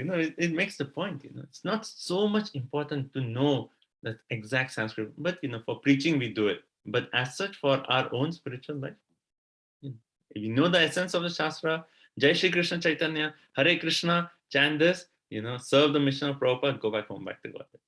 They are not prerequisites for us to go back home, back to God. One should have that conviction, right? And then sometimes, like even we see like someone expert in Sanskrit, we get attracted. Oh, he knows this. But the question is like, is he really living the essence of the word? That is more important than him knowing Sanskrit. If he knows Sanskrit and he's living the essence of the Shastra, essence of Gaudiya Vaishnava philosophy, then the combination is very, very nice. But as such, Prabhupada also didn't encourage, like if you see learning Sanskrit, Prabhupada didn't encourage so much for his disciples to learn Sanskrit. Only if it was required for your seva, If someone is really like translating the books of the acharyas or doing, if that's required, then you can study. Otherwise, Prabhupada said, just to learn the grammar of Sanskrit, it'll take you minimum 12 years. So he said, why? It's not required as such. So that point Prabhupada makes. And also, like Prabhupada, I'll tell one more story and then I'll stop here. He makes the point that he tells a story of Lord Chaitanya Mahaprabhu in South India. I think everyone knows this story, but it's so sweet how Prabhupada says that when Lord Chaitanya Mahaprabhu was going to South India, he went to this place where there were all these learned brahmanas, and among them there was this one person who was illiterate, but he was holding the Bhagavad Gita. He was trying to read, and Lord Chaitanya Mahaprabhu went to him and he said, "Mr. Brahmana." Prabhupada says this in his lecture. He says, "Mr. Brahmana, I see that you are reading the Bhagavad Gita." And he said, like, and the Brahmana understood that this person is not just joking, he's not making fun of me. He's seriously asking. He said, yes, my spiritual master gave me the instruction that every day I should study the Bhagavad Gita, and hence I'm trying to do that. I'm trying to follow the instruction of Bhagavad Gita. Then Chaitanya Mahaprabhu said, oh, that is very nice. But I see if you're illiterate, then I see you're crying. Why are you crying? And then he makes a point. Oh, whenever I think about how I remember this conversation between Krishna and Arjuna, in my mind, the form of Krishna as Partha Sarthi comes to my mind. And I think about how Krishna has taken the role of a chariot driver just to please his devotee. How he is Bhakta Vatsala. And just by thinking of that, tears flowed down my eyes. And what did Lord Chaitanya Mahaprabhu said? He embraced him and said, you have really understood the essence of the Shastra. So even though he was illiterate, Lord Chaitanya Mahaprabhu selected him as you are the one who knows the Shastra. Right? And we have one very live example of Srila Bhakti Siddhanta Thakur. Right? If you read his translations, like even Brahma Samhita, to read his translation, you have to sit with the dictionary. Like some people say his vocabulary was more than Shakespeare. Like he knew so much. Actually, one interesting, sometime back I was reading Brahma Samhita and there was one word in there. And I said, like, I didn't know, it was like some complicated English word. I said, let me search Google for this word. And I typed in the word and I said meaning, word meaning. And you know what the second reference came? The second reference came, Brahma Samhita, and that same shloka reference came that this is where the word is actually used. So his vocabulary was so elevated and so expert in astronomy, astrology, all the Shastra. He wrote Surya Siddhanta and all these books. And whom did he take initiation from? He took initiation from a person who could not even sign his own name. This shows that beyond all these academics, knowing all these Sanskrit shlokas, what really matters is the devotion in the heart. And hence these Saunak Adi Rishi is telling Suta Goswami that, yeah, you don't know these certain sections of the Vedas, but that is not important. That is not a qualification for you to speak the essence of all the Shastras. Such an important point for us also. Who do we select as a speaker of Bhagavatam? One who is actually living Bhagavatam. And for us practically, one who has dedicated his life for serving the mission of Srila Prabhupada, that for us is qualified. Even though he may not know this Acharya, that Acharya, but hearing from such a person is actually more important than hearing from someone who may be expert in different sections of the Vedas. Okay, so 1:4:13, you can remember this verse, right? Important verse. Okay, so let's see question, and then we'll take a break. Rohinan Prabhu. So, yeah, Prabhu, so this purport talks about Parivrajakacharyas. So I was just wondering, Prabhu, like, do we know the difference between, like, we were reading, like, how we are 4 levels of sannyasis, like Kuttichaka, Bahutaka, Parivrajakacarya, and Paramhamsa. So, and we also refer, like, Prabhupada and all, like, Parivrajakacarya. So, what is the difference, like, between all 4 of them? Like, what is, Vijay Mataji, what is the verse number we are discussing? 5? It is 1. I have written somewhere 1:5, 27 or something. Yeah. 5th canto. 5. Yeah. I can. I have it in my notes, Prabhuji. I will bring it up. Okay, so anyway, I'll make the answer and you can find the reference. So Prabhupada explains. So first is Bahudak, right? So first stage of sannyas is because a person is not used to like going door to door to beg. He actually stays on the outskirts of the village and his own family comes and gives him food. Right? So that is the first stage of renunciation. Second stage is where he actually learns to do Madhukari. So then he is no more dependent on his family for food and then he goes door to door, he gets a little food.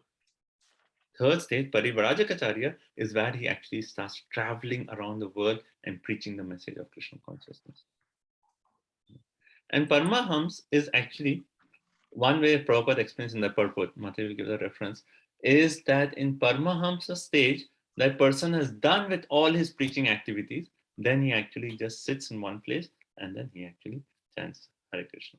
So 5.127, Srimad Bhagavatam, Prabhupada gives this entire description. Right? So when we say Prabhupada, we say Jai Om Vishnupad Paramahamsa Parivrajacharya. Both of these, because he is at the transcendental, the highest Paramahamsa stage, at the same time he's a Parivrajacharya. The person who is not sitting in one place, but he has given up the comforts of Vrindavan to actually go out and preach the message of Sri Chaitanya. Okay, so we'll take a quick break, 5 minutes break. This chapter, is that okay? Yes, Prabhu. Actually, I had one more question.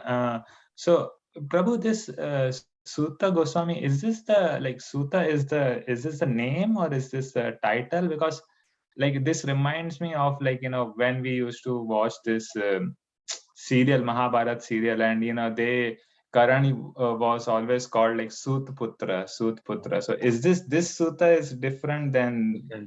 Different. Here, Sutta Goswami is the son of Romaharshan Sutta. Right. We know the story of Romaharshan Sutta, how Balram came and he actually just, with the kusha grass, he actually killed Romaharshan Sutta. And then he actually gives blessings to his son, Sutta Goswami. Okay. May you live for a long time. And this is the same Sutta Goswami. So if he's not a Brahmana, so then what is the Varna of Sutta Goswami? Like, you... I'm not sure. I have to check up. I mean, he's qualified as but as a birth, he's not a Brahmana. That is what it means. That's the point that is made, yes. Okay. The whole point is made that all these Varnas, Brahmana, Kshatriya, Vaishya, Shudra, a Vaishnava is beyond all these. Right. And that's the one who is qualified to speak on Srimad Bhagavatam, these transcendental subject matters. Okay, so let's take a 5 minutes break. We'll meet at 8:55. And this chapter is like, more easier. I hope everyone can relate to it. That, the texts are not so elaborate like the first and second chapter. It's more simpler. So we are taking more time. And the rest of the chapter is also like more simple. And we'll just complete in our next session. So let's take 5 minutes break. We'll meet 8:55. Thank you so much. Hare Krishna.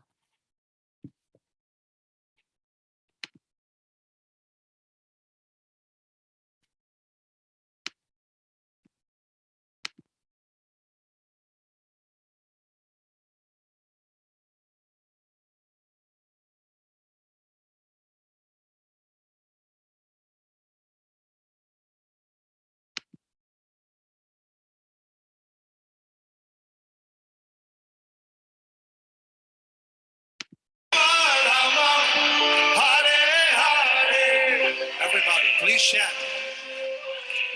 Please keep your phones in your pocket and chant.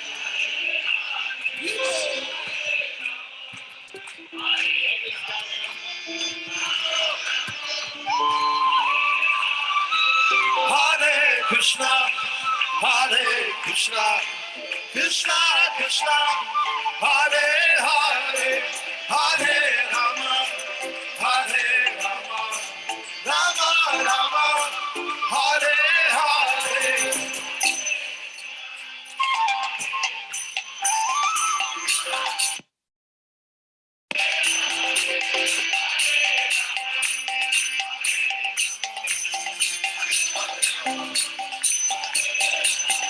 Hare Krishna, Hare Krishna, Krishna Krishna, Hare Hare, Hare Rama, Hare Rama, Rama Rama, Hare Hare. Go, bro!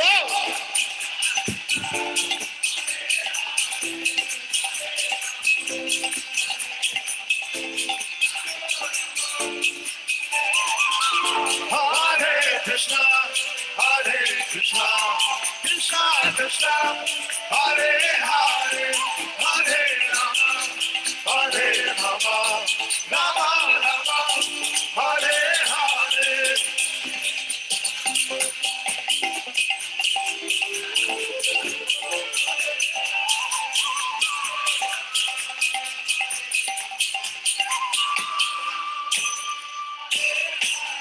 Hare Krishna, Hare Krishna, Krishna Krishna, Hare Hare, Hare Rama, Hare Rama, Rama Rama, Hare Hare.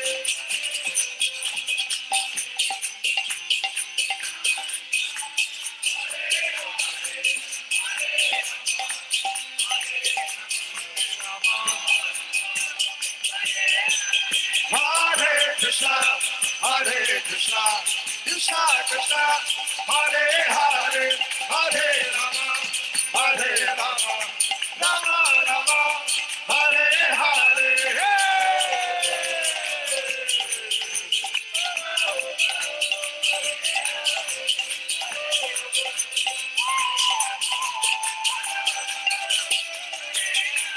Hare Krishna, Hare Krishna, Krishna Krishna, Hare Hare, Hare Rama, Hare Rama, Rama Rama, Hare Hare.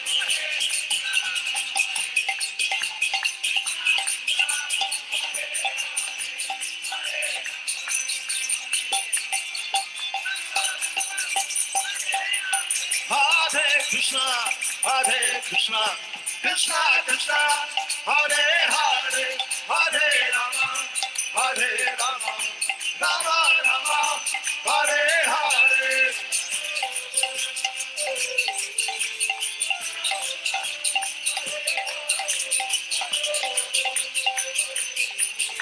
Rama Rama, Hare Krishna, Hare Krishna, Krishna Krishna, Hare Hare, Hare Rama, Hare Rama, Rama Rama, Hare Hare.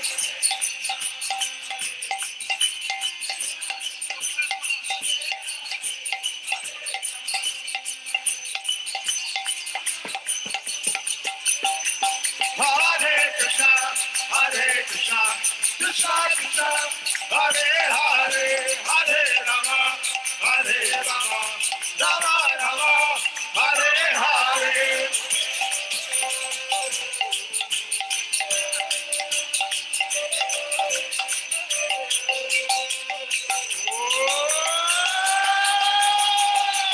Hare Krishna, Hare Krishna, Krishna Krishna, Hare Hare, Hare Rama, Hare Rama, Rama Rama, Hare Hare.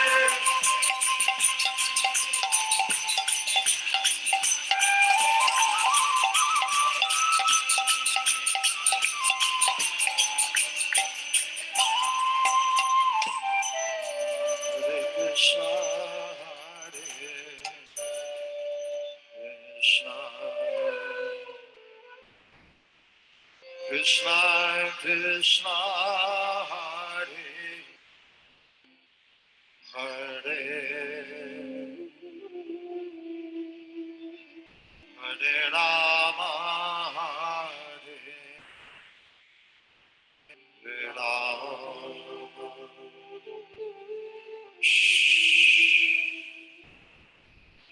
Rama Rama, Hare Hare, Hare Krishna,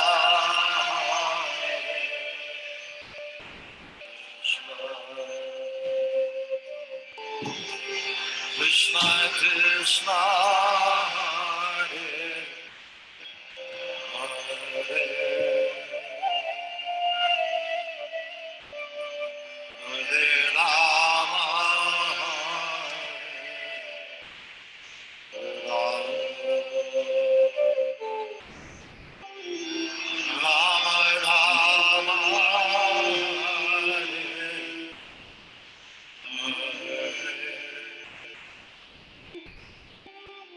Hare Krishna.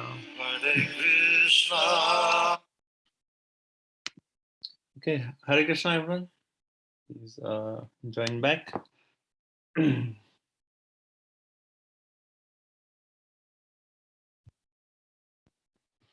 Hare Krishna, Krishna Krishna, Hare Hare, Hare Rama, Rama Rama, Hare Hare.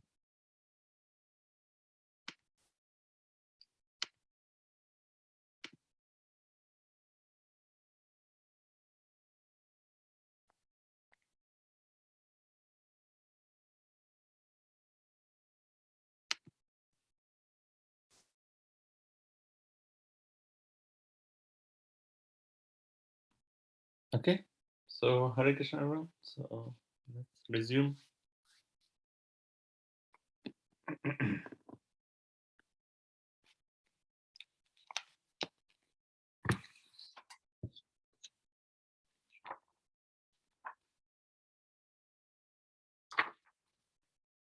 Okay, so after this entire section, we have the different questions that Sonaka Rishi has already asked. And it's so beautiful that in the questions itself, we have read glorification of both Sukadeva Goswami and Parikshit Maharaj. Right?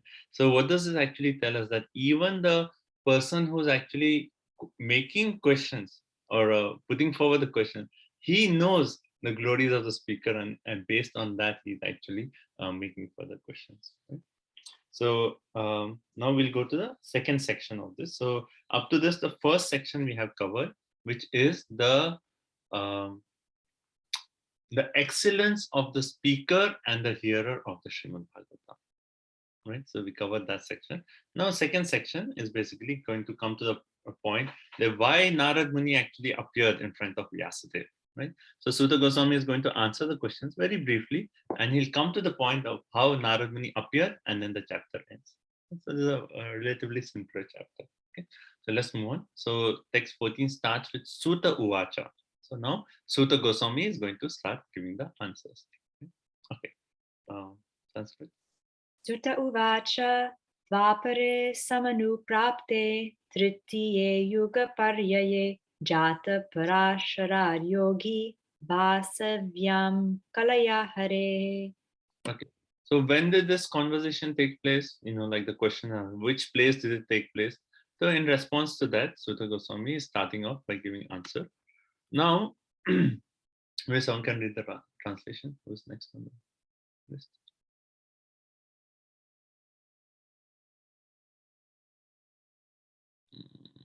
Let's see, who's next?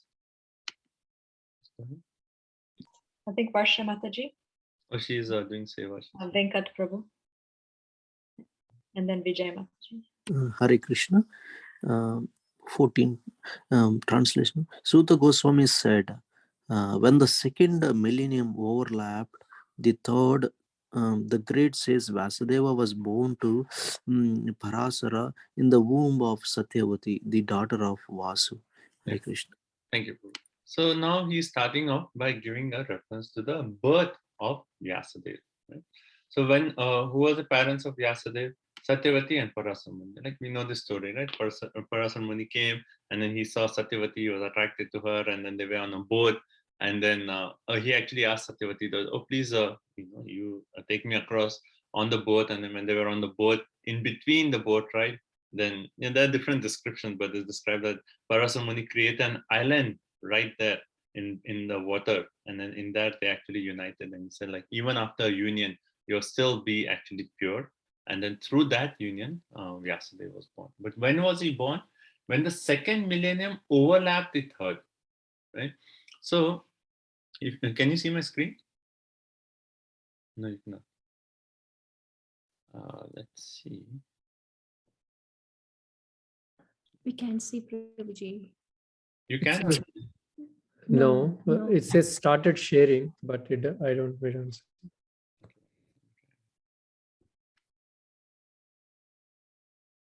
Let's see. No? Probably not. Okay, I think I have to do this.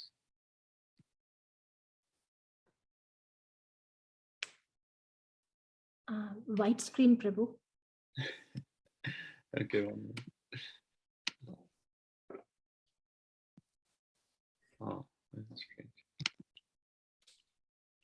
Oh, it came and gone. Splash.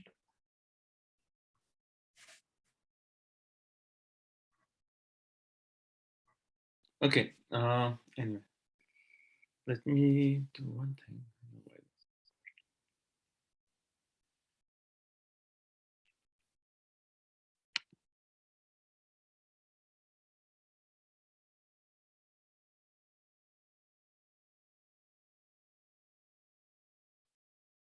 Okay, so maybe I can share this link on the chat, and maybe you can just open. It's just one image I want to show. Let's see if I can find that link. So just give me 1 minute. So basically, the point here is Vyasadeva, the time of his birth. When did he actually appear? That point is made. Search it.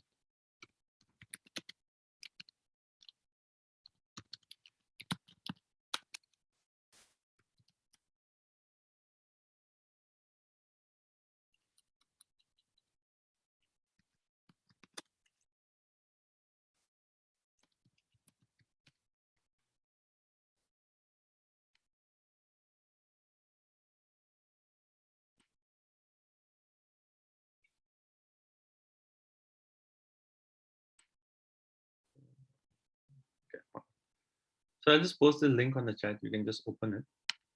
And there's one particular image I'm talking about in this.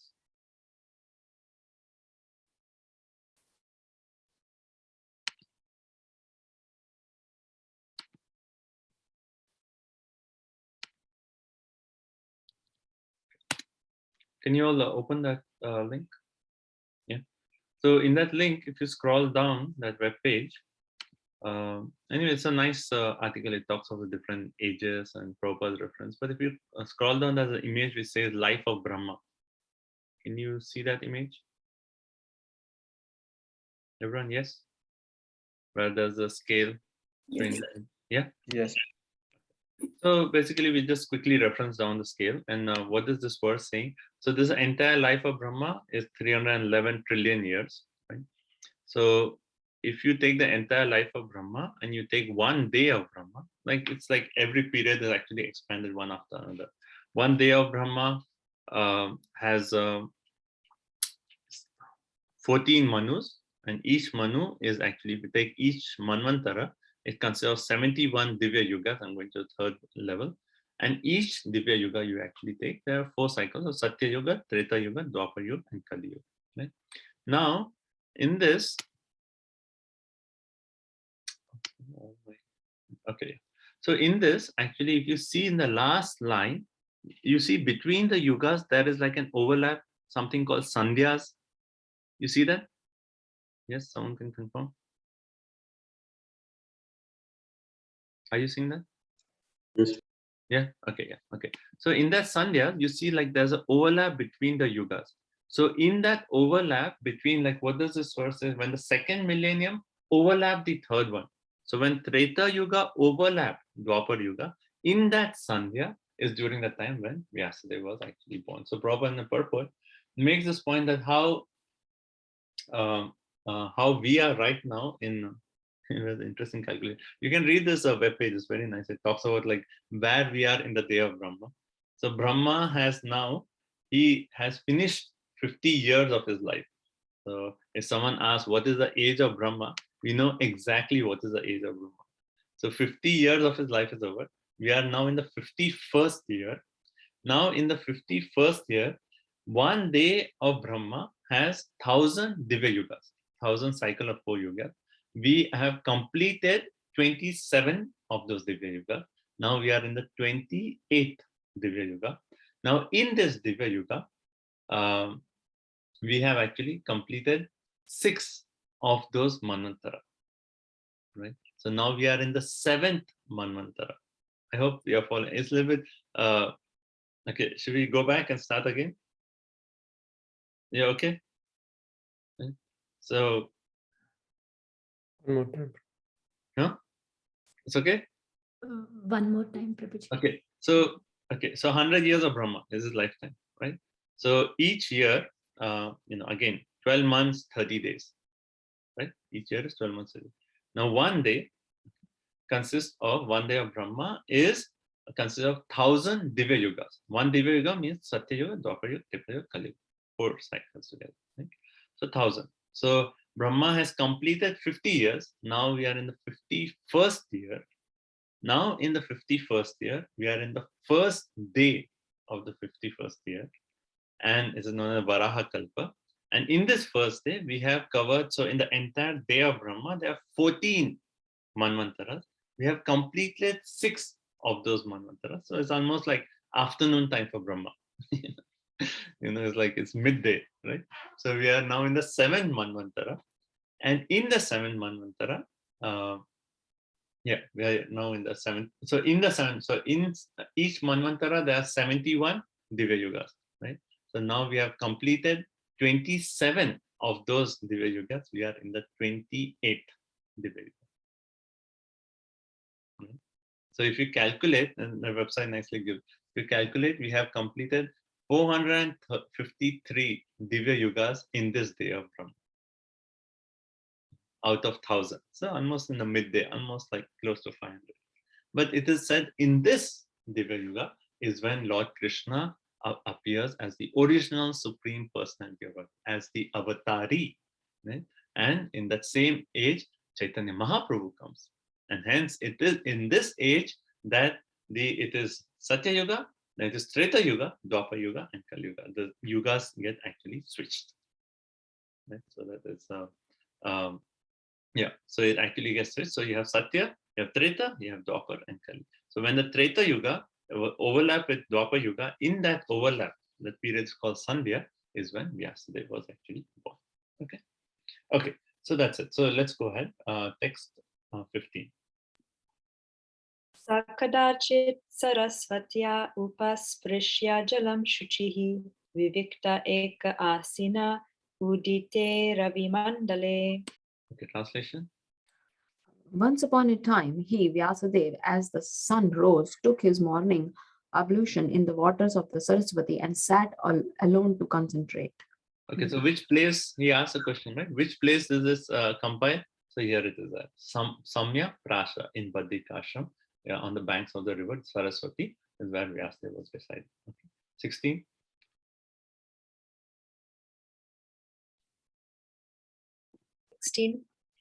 Paravaragya Sarishi Kalena Vyaktaram Hasa Yuga Dharma Vyatikaram Praptam Bhuvi Yuge Yuge. So Para Avara. Para Avara means past and future. Okay, so Vyasadeva, because of his learning, because of his knowledge, he actually could see past and future, right? So Paravara Gya, so he knew the past and future, so he could see in the future, and then he saw in the future Ramhasa. Ramhasa means by great force, the time which is actually no one can control time, that by the influence of time, right? Now the Kali Yuga is going to begin, and that Kali Yuga is filled with an age of anomalies, right? So the word is Vyatikaram. Vyatikaram means anomalies. So that Kali Yuga is actually full of anomalies, and Vyasadeva could actually see by the force of time. Now this Dwapar Yuga will come to an end, and then Kali Yuga will begin. And Kali Yuga is an age full of faults. Kalera dosha nidhe rajan. Thousands of faults in the age of Kali Yuga. And Vyasadeva, because he was Paravara Gya, he could actually see the age of see the Vyatikaran in the age of Kali Yuga. Okay, so we can read translation for 14 and 15. We'll read that. Did we read 14? No. Okay, go ahead. 14, 15. One devotee can read. The great sage Vyasa saw anomalies in the duties of. 14 also. Okay. 14 and 15.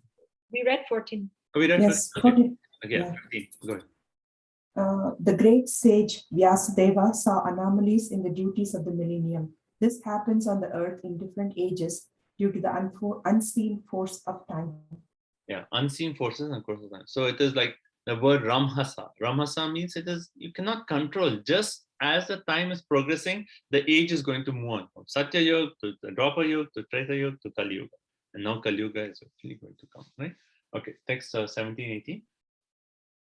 Bhotukanam cha bhavanam shakti risham cha tatkritam ashradadhanam nisatvan durmedhan risitayushaha durbhagamscha janan viksha munir divyena chakshusha sarvavarnashraman nam yad dadyo hitam amogadrik. Okay, so now what did he see in the age of Kali Yuga? Actually, Kali Yuga, we are like Kali Yuga creatures. One way, like the most unfortunate of all the ages is Kali Yuga. But this Kali Yuga is very special. We are become most fortunate, right? Because of Chaitanya Mahaprabhu. But in general, what are the qualities in the age of Kali Yuga? Bhautikana. Bhautikana means everyone is just focused on matter. No one is interested in spiritual subject matter. Cha bhavana. All their actions are just based on accumulating matter, right? Shakti riyasham. Yeah, Shakti Riyasha means our natural power is actually deteriorated. Like actually you can see this even in like a previous generation and this generation. I see this like even like, our previous generation, like our parents and that generation, they had so much more energy than we have. We, by the influence of Kali Yuga, we have become so much more lazy. For them, like, getting in the morning or like working in fields, just like, they can work whole day. For us, like 10 minutes, we walk outside, it's like, that's it. Aaj ka kota ho gaya. So, we are becoming so much more lazy. So, Shakti, the energy is deteriorating, right?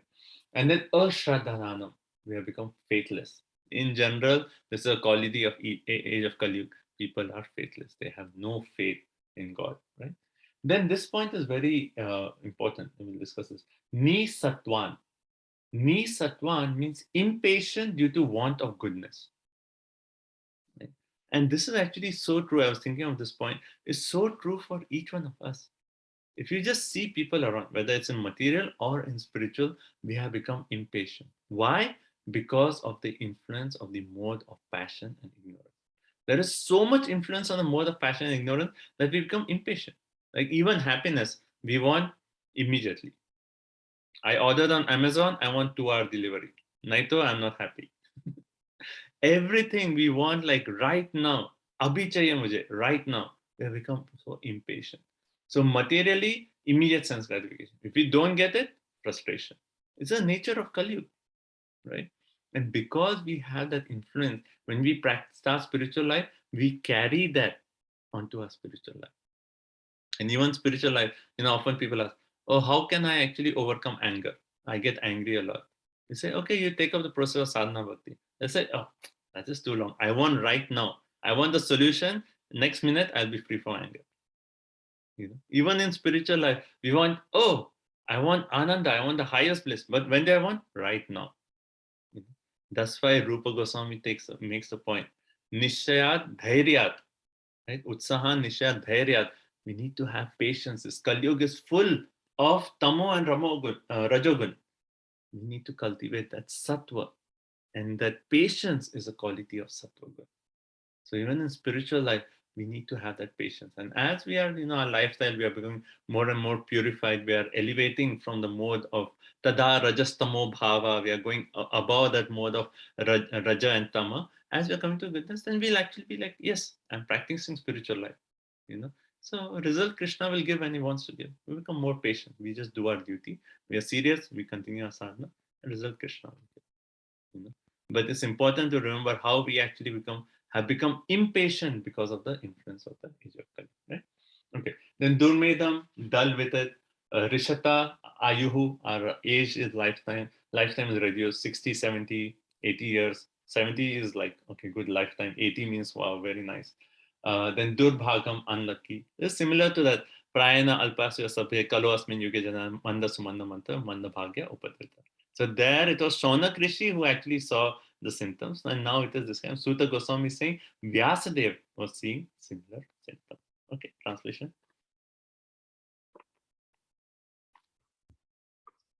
The great sage who was fully equipped in knowledge could see through his transcendental vision the deterioration of everything material due to the influence of the age. He could also see that the faithless people in general would be reduced in duration of life and would be impatient due to lack of goodness. Thus, he contemplated for the welfare of men in all status and orders of life. Yeah, so Amoghadrik, he was fully equipped in knowledge, and thus he was thinking that for all the different varnas and ashrama, what is the best thing for me to do? Right? Okay, now what did he do thinking in that way? So text 19, Sanskrit.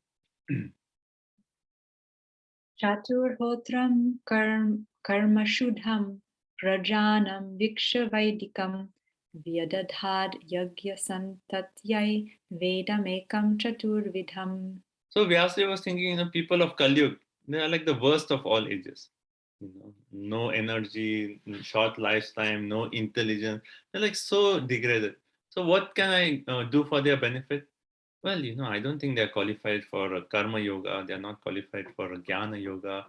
They're not qualified for dhyana yoga. They're not qualified for mystic yoga practices like dhyana yoga, jnana yoga. They're not qualified for bhakti. Bhakti is the highest. So what should I give them? Maybe you're so fallen, at least I'll give them some sacrifices. So when they're working, they'll do some sacrifices. So Chatur Hotram Karma Shuddham, they will actually purify their work by performing sacrifices, and gradually they'll progress. That is their, they are like so fallen of the different people. So I'll give them this process. At least by doing some sacrifices through that Karma Kanda section of the Vedas, they'll get purified. So let me do that, right? So Chatur Hotram Karma Shuddham, they'll actually purify their work. And for that case, what they do? Vedam Ekam Chaturvidam. So that one Veda, which is actually Yajur Veda, it was only one Veda before, he divided into 4, Chaturvidam. Right? Okay, translation. He saw the sacrifices mentioned in the Vedas are means by which the people's occupation could be purified. And to simplify the process, he divided that one Veda into 4 in order to expand them among men. Yeah, so he divided into 4 Vedas, right? Rig Yaju, go ahead, text 20. Rig Yaju Samartha Vakya Vedaschchatvatra Udritaha Itihasa Puranam Cha Panchamo Veda Uchyate. So Rig, what are the 4 Vedas? Rig, Yaju, Sama, Artharva. Right? That's the first line of the verse. Right? So he divided into 4 Vedas. And then there is Itihasa Purana. So the Itihasa and Purana, he actually called them as the 5th Veda. So 4 Vedas and 5. So the one body of knowledge he divided so that people in Kali Yuga can at least, get some knowledge, make it easier for them. So he actually compiled these. Okay, then 21. Okay, translation. The 4 divisions of the original sources of knowledge, the Vedas, were made separately, but the historical facts and authentic stories mentioned in the Puranas are called the 5th Veda. So, this chapter is easy, like there's not so much explanation also required for these verses. Okay, 21. Tatra Rigveda Dhara Paila Samago Jaimini Kavihi Vaishampayanya Evaiko Nishnato Yajusham Uta.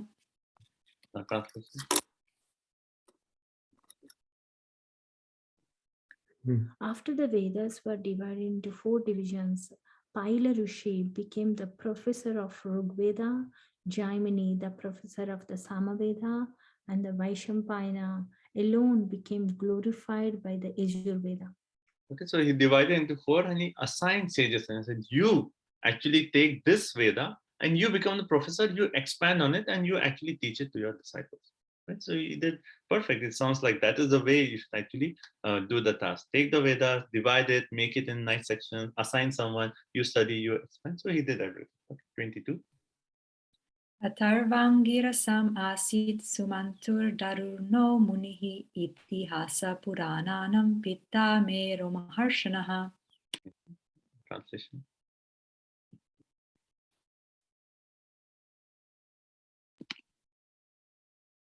Mantrini Mataji. Isumantu Muni Angira, who was very devotedly engaged, was entrusted with the Atharva Ved, and my father Rom Harshan was entrusted with the Puranas and historical records. So if you see Subodhini, he's made a table there. So Paila Rishi was given the Rig Veda, Jaimini, Samaveda, Vaishampayana, Yajurveda, Angira, Atharvaveda. Roma Harshan was assigned to the Purana. Okay, 23.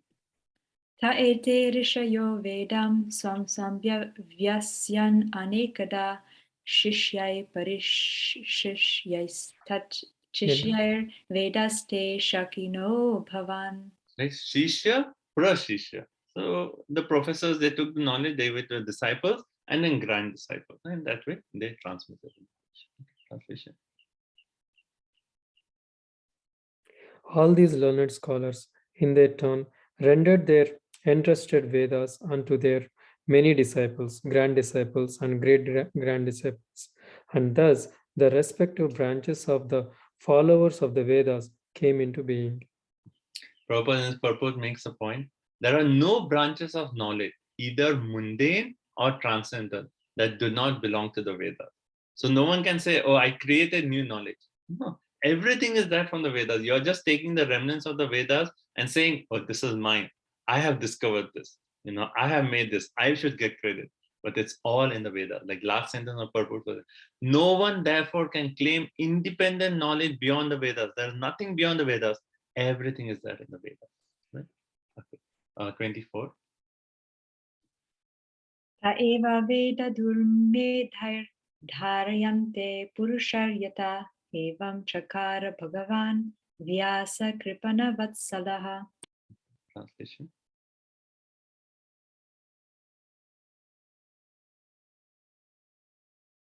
Okay, translation, I think. Pratana Mataji. Everyone, Jiv Jago, Jiv Jago. Thus the great sage Vyasadeva, who is very kind to the ignorant masses, edited the Vedas so they might be assimilated by less intellectual men. Right. So, what is the quality of Vyasadeva? Kripana Vatsala. Right? We heard of Bhakta Vatsala, right? Vyasadeva is Kripana Vatsala. Kripana means one who are ignorant, the fallen. And he was thinking all these Kalyug creatures, they are fallen creatures. So, having some mercy upon them, what did he do? And also Durme they are not so intelligent, less intelligent. Then he actually showed his mercy by editing the Vedas so that they can actually easily understand this. Right? Okay, 25.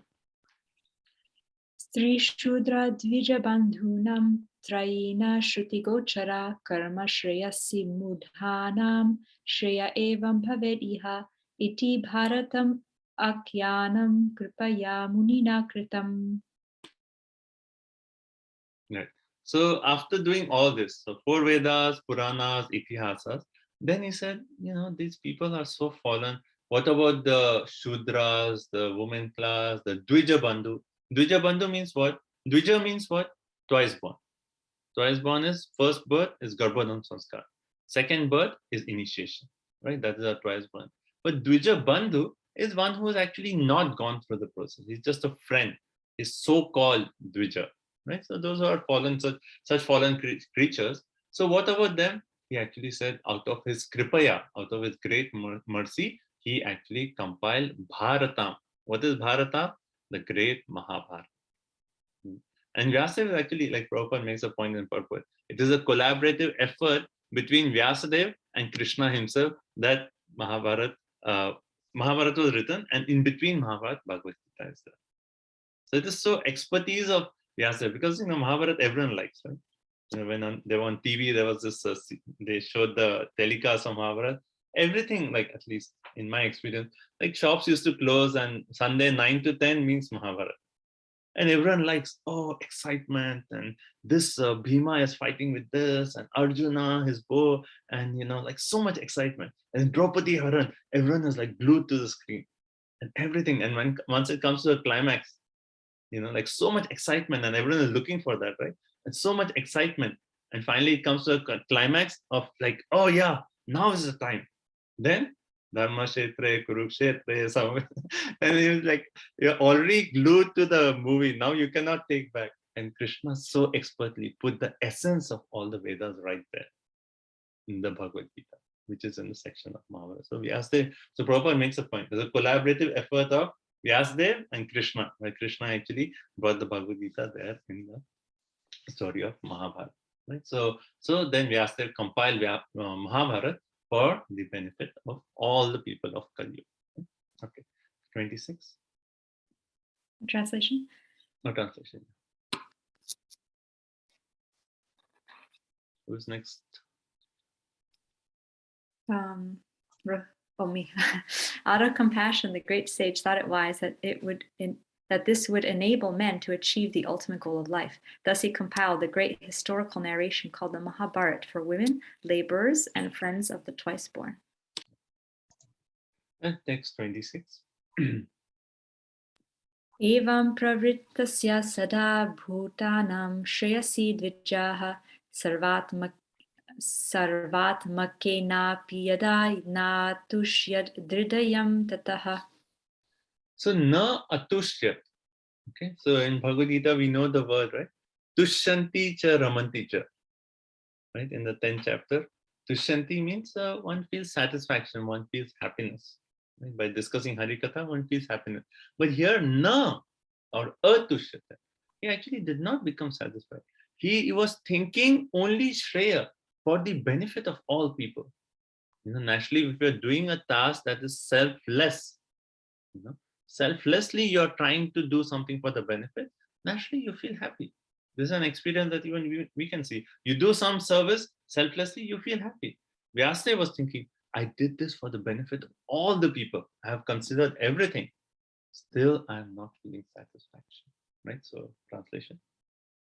O twice-born Brahmanas, still his mind was not satisfied, although he engaged himself in working for the total welfare of all people. Right? So he did this for the benefit, for the Shreya. Right? We know prayers and Shreyas, right? For the Shreyas of all people, but still not satisfied. Okay, 27. Nati prasidad dridaya sarasvatyastate shucho vitarkaryan viviktasta idam chovach dharmavit. Translation. Sarvavit. Shiradi Mataji. As the sage, being dissatisfied at heart, at once began to reflect, because he knew the essence of religion, and he said within himself. Right, so he was Sarvavit, he was Dharmavit, right? Sarvavit, Dharmavit, the same thing. So he was Dharmavit. He knew all the different sections of the religions. He knew everything. He had all the knowledge. And he started thinking, I did this. I did everything seems perfect now. But why am I feeling dissatisfied? And in verse 28, 29, he'll actually think about the process he has actually followed. And he'll think, why am I still feeling dissatisfied? So 28, 29.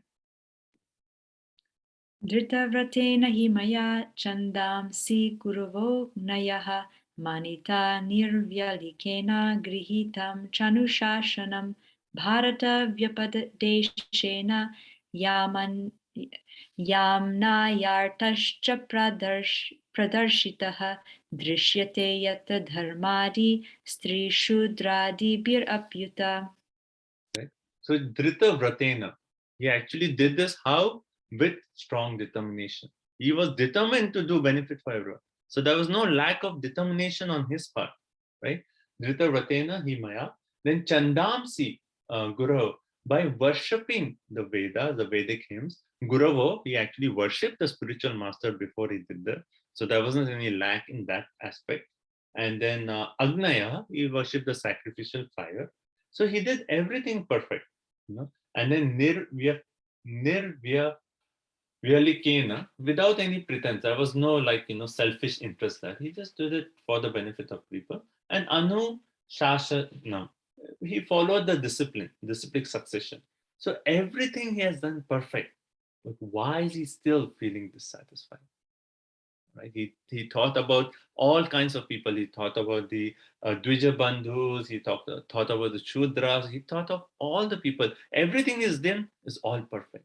And this is a nice point for us to meditate. When we feel dissatisfaction, we can think about what we have done, how we have done, what is lacking in our efforts, and why are we feeling dissatisfaction. Like instead of turning to some other material sense gratification to give us that satisfaction, which is only there by Yenatma Suprasiti, connection to Krishna. Okay, translation. Hare Krishna. I have, under strict disciplinary vows, unpretentiously worshipped the Vedas, the spiritual master, and the altar of sacrifice. I have also abided by the rulings and have shown the uh, import of disciplic succession through the explanation of the Mahabharata, by which even women, Sudras, and others, friends of the twice born, can see the path of religion. Hare Krishna. Right? So everything is done. So, when we feel frustrated, we can think back and something may be lacking. Maybe our effort is not pure, or we are not following the Vedas, we have not worshipped the Guru, but he did everything. Right? Still is feeling dissatisfied. So now, text 30. Tathapi batamedayo yatma chaivatmana vibhuhu asampana iva bhati brahmavarchasya satamaha. Translation. I am feeling incomplete, though I myself am fully equipped with everything required by the Vedas. Right, so he is fully equipped. He is actually, compiler of the Vedas. So he knows everything, but still he is actually feeling incomplete. 31. Kimva bhagavata dharma na prayena nirupitaha priya paramahamsanam ta eva yachuta priyaha. Now he himself, because he is dharmavid, he gets a hint of his dissatisfaction. Right? What is that hint? He says Bhagavata dharma. Savai pumsam paro dharmo. That Bhagavata dharma. He is not prayena. Prayena means for one pointedness, or like here it's Prabhupada says almost. That maybe he's actually saying that maybe I have not specifically pointed out the real Bhagavata dharma, focused on that point, and it is that point only that will actually give satisfaction to everyone.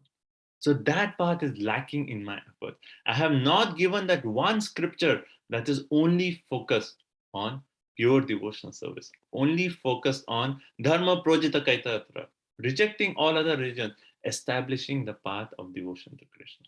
So I have not given that scripture, and that's why I'm feeling. So even before his guru, Narad Muni, is going to come and chastise him, he already knows his mistake. Right? Okay. Translation. This may be because I did not specifically point out the devotional service of the Lord, which is dear both to perfect beings and to the infallible Lord.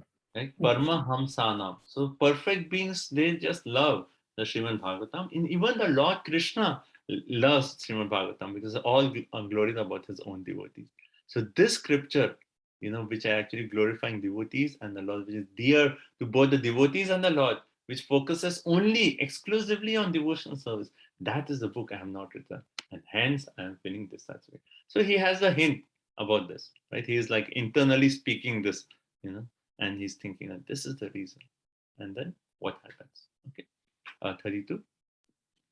Tasyaivam kilam atmanam manyamanasya kidyataha krishnasya narado bhyaghad ashramam prag udaritam.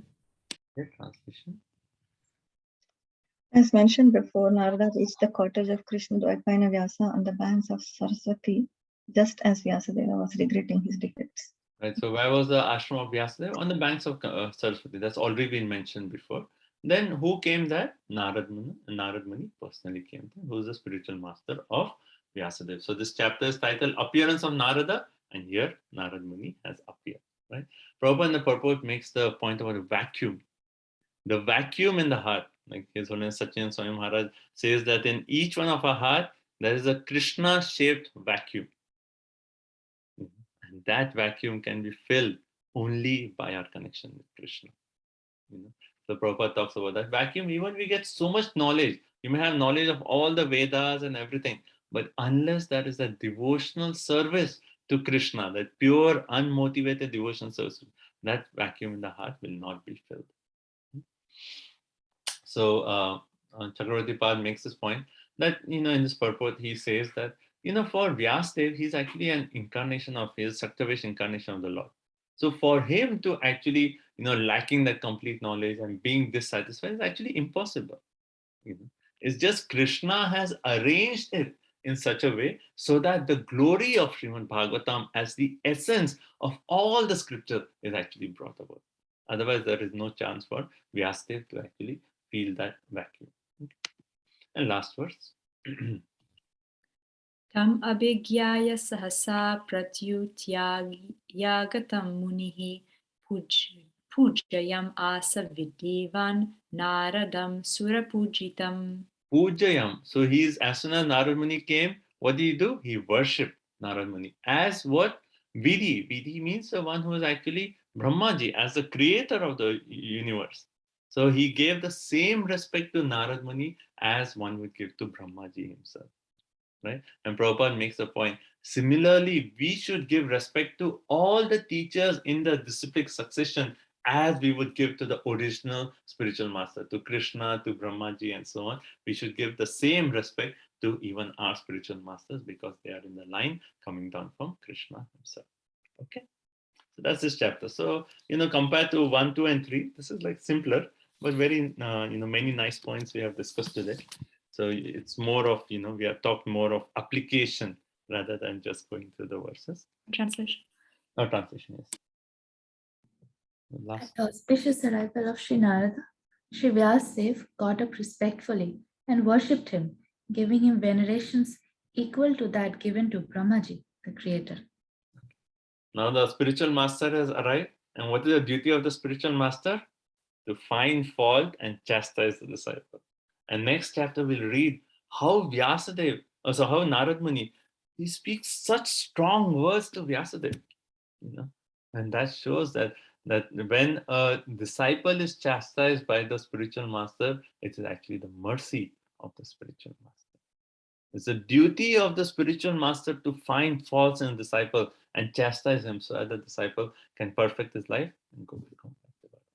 Okay, so I see there are 2 hands raised up, but before we go to the questions, it's 9:39 now. I want to do a quick round of sharing any points that you liked in today's session, and then we will take the questions. But if anyone would like to drop at this point, it is okay. We can understand you may have other commitments. But thank you all so much. Grantra Srimad Bhagavatam ki jai, Srimad Bhagavad Gita ki jai, Srila Prabhupada ki jai. So quickly, let's go a rapid fire round of sharing. Yeah, I can share my. Yes. So I really like the 13 text 13. Living the essence of Vedas is more important than just recitation. Nice. Thank you. Wonderful. Okay, nice. I like the point, Prabhuji, that the Lord Krishna also loves Srimad Bhagavatam because his devotees are glorified in him. Wonderful. Thank you. I have. Go ahead. Yeah, I said the realization is more important than parrot-like chanting, and also even devotional services, Achyuta Priya. Those are the 2 points which was very nice. Wonderful. Thank you.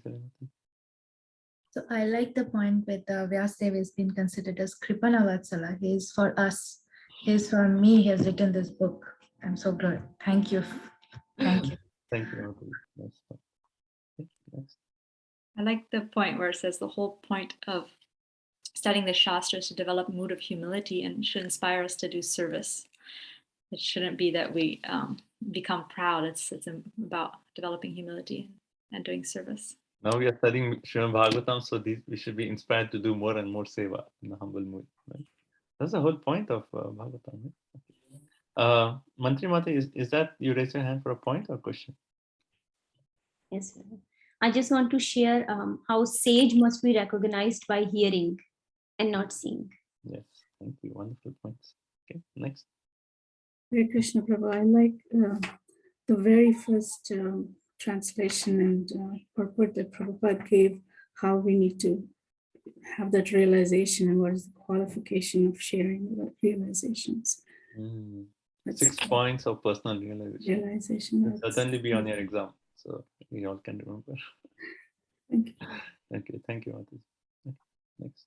Prabhu, I like the whole theme of the sages asking questions, and in that questions also they are like glorifying. So they are like not completely ignorant of the topics. They are also like they know the glories of both Parikshit Maharaj and Sukadeva Goswami. Wonderful. Excellent point. Thank you. Anyone else? Hare Krishna, Prabhuji. Yes. Prabhuji, like you mentioned 2 points about Krishna consciousness, like always conscious of Krishna and always cautious of Maya. Yes. Very nice point. Thank you. Conscious of Krishna, cautious of Maya. Okay. I like the point about the vacuum, how only the Lord can fill the vacuum. Yes. Thank you. Thank you. Yes, Pooja. I like the point, like actually what is meant by realization. I came to know today only, Pooja. It's very nice points. So when we see each other at temple, we can ask, what is your personal realization? And then we can implement what you have read. Okay, so thank you all so much. So I think devotees may have to leave, but if you want to stay back for questions, you're welcome. But thank you all so much for your kind association. Vancha kalpatarubhasya kripa sindhubhya evacha patitanam pavanebhyo vaishnavebhyo. One quick point before you go, I just want to congratulate everyone for finishing your first closed book exam. And I think most of you have already submitted your essays. So thank you all so much. So nice to have such a sincere batch, studying and like giving the exam so sincerely and writing your essays so nicely. So I just want to congratulate all of you for your wonderful thing. Mark sheet, I'm working on it. Give me some time, then I'll grade. But I just quickly looked at some of the answers, but I was very impressed. Like we had the choice of writing 12 out of 18. Many of you wrote 18 of them, all 18. And so I was impressed by your enthusiasm. So very nice. Okay. So thank you so much. Hare Krishna. Okay, those are your questions. You'll have to stay back. That's fine. Hare Krishna. Thank you, Prabhuji. Thank you. Hare Krishna. Yes, sir. Gopinath, Prabhuji, I have a question. Like we should not go in detail, but the chart you showed that what is the age of Vyasadeva when he is writing Bhagavatam then? So actually, you see, he lived for that entire, like, at least the time of compilation of Bhagavatam is almost at the start of Kali Yuga, right? So he lived from starting of Dwapar Yuga till the end of Dwapar Yuga, so that entire age. So that is how much? 864,000 years. Oh, sorry, Prabhuji, because like when we heard like he's the son of Satyavati, and Satyavati was the age of almost like Bhishma Dev. Yeah. But when the Mahabharata war was there, Bhishma Deva was around 428 plus years. So I little got confused. Like, yeah, that is a good question. Like, how would you match both of these points? Because Vyasadeva is Chiranjeevi, he's one of the Chiranjeevis, but but he is born before them. It was little confusing. Sorry, Prabhuji. No, that's a good question. So anyway, so we know from Bhagavatam that when he was born, right? And then we know when he compiled Bhagavatam, right? So the question is, yes, Mahabharata took place in Bhishma Dev lived for, let's say, 400 years. So at the end of Mahabharata, after the Pandavas ruled, right? So this was actually after the departure of Krishna. Yeah, some of those numbers don't entirely match. So anyway, we can do some research and we'll discuss. Thank you, Mataji. Yeah, Rohini Prabhu. Yeah, so mine is simple, Prabhu. It's in text 32. In the translation, it is said as mentioned before.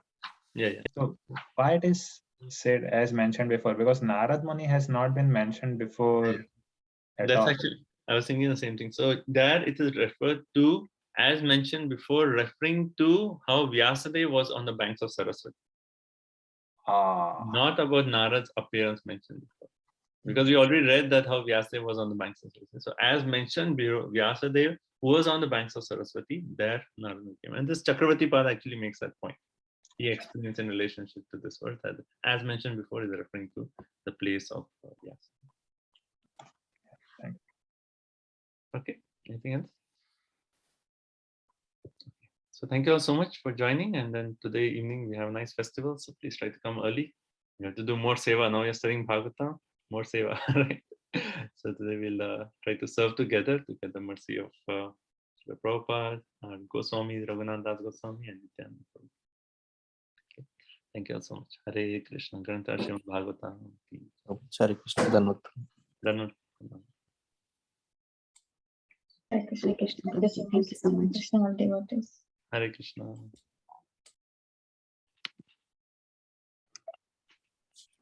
Thank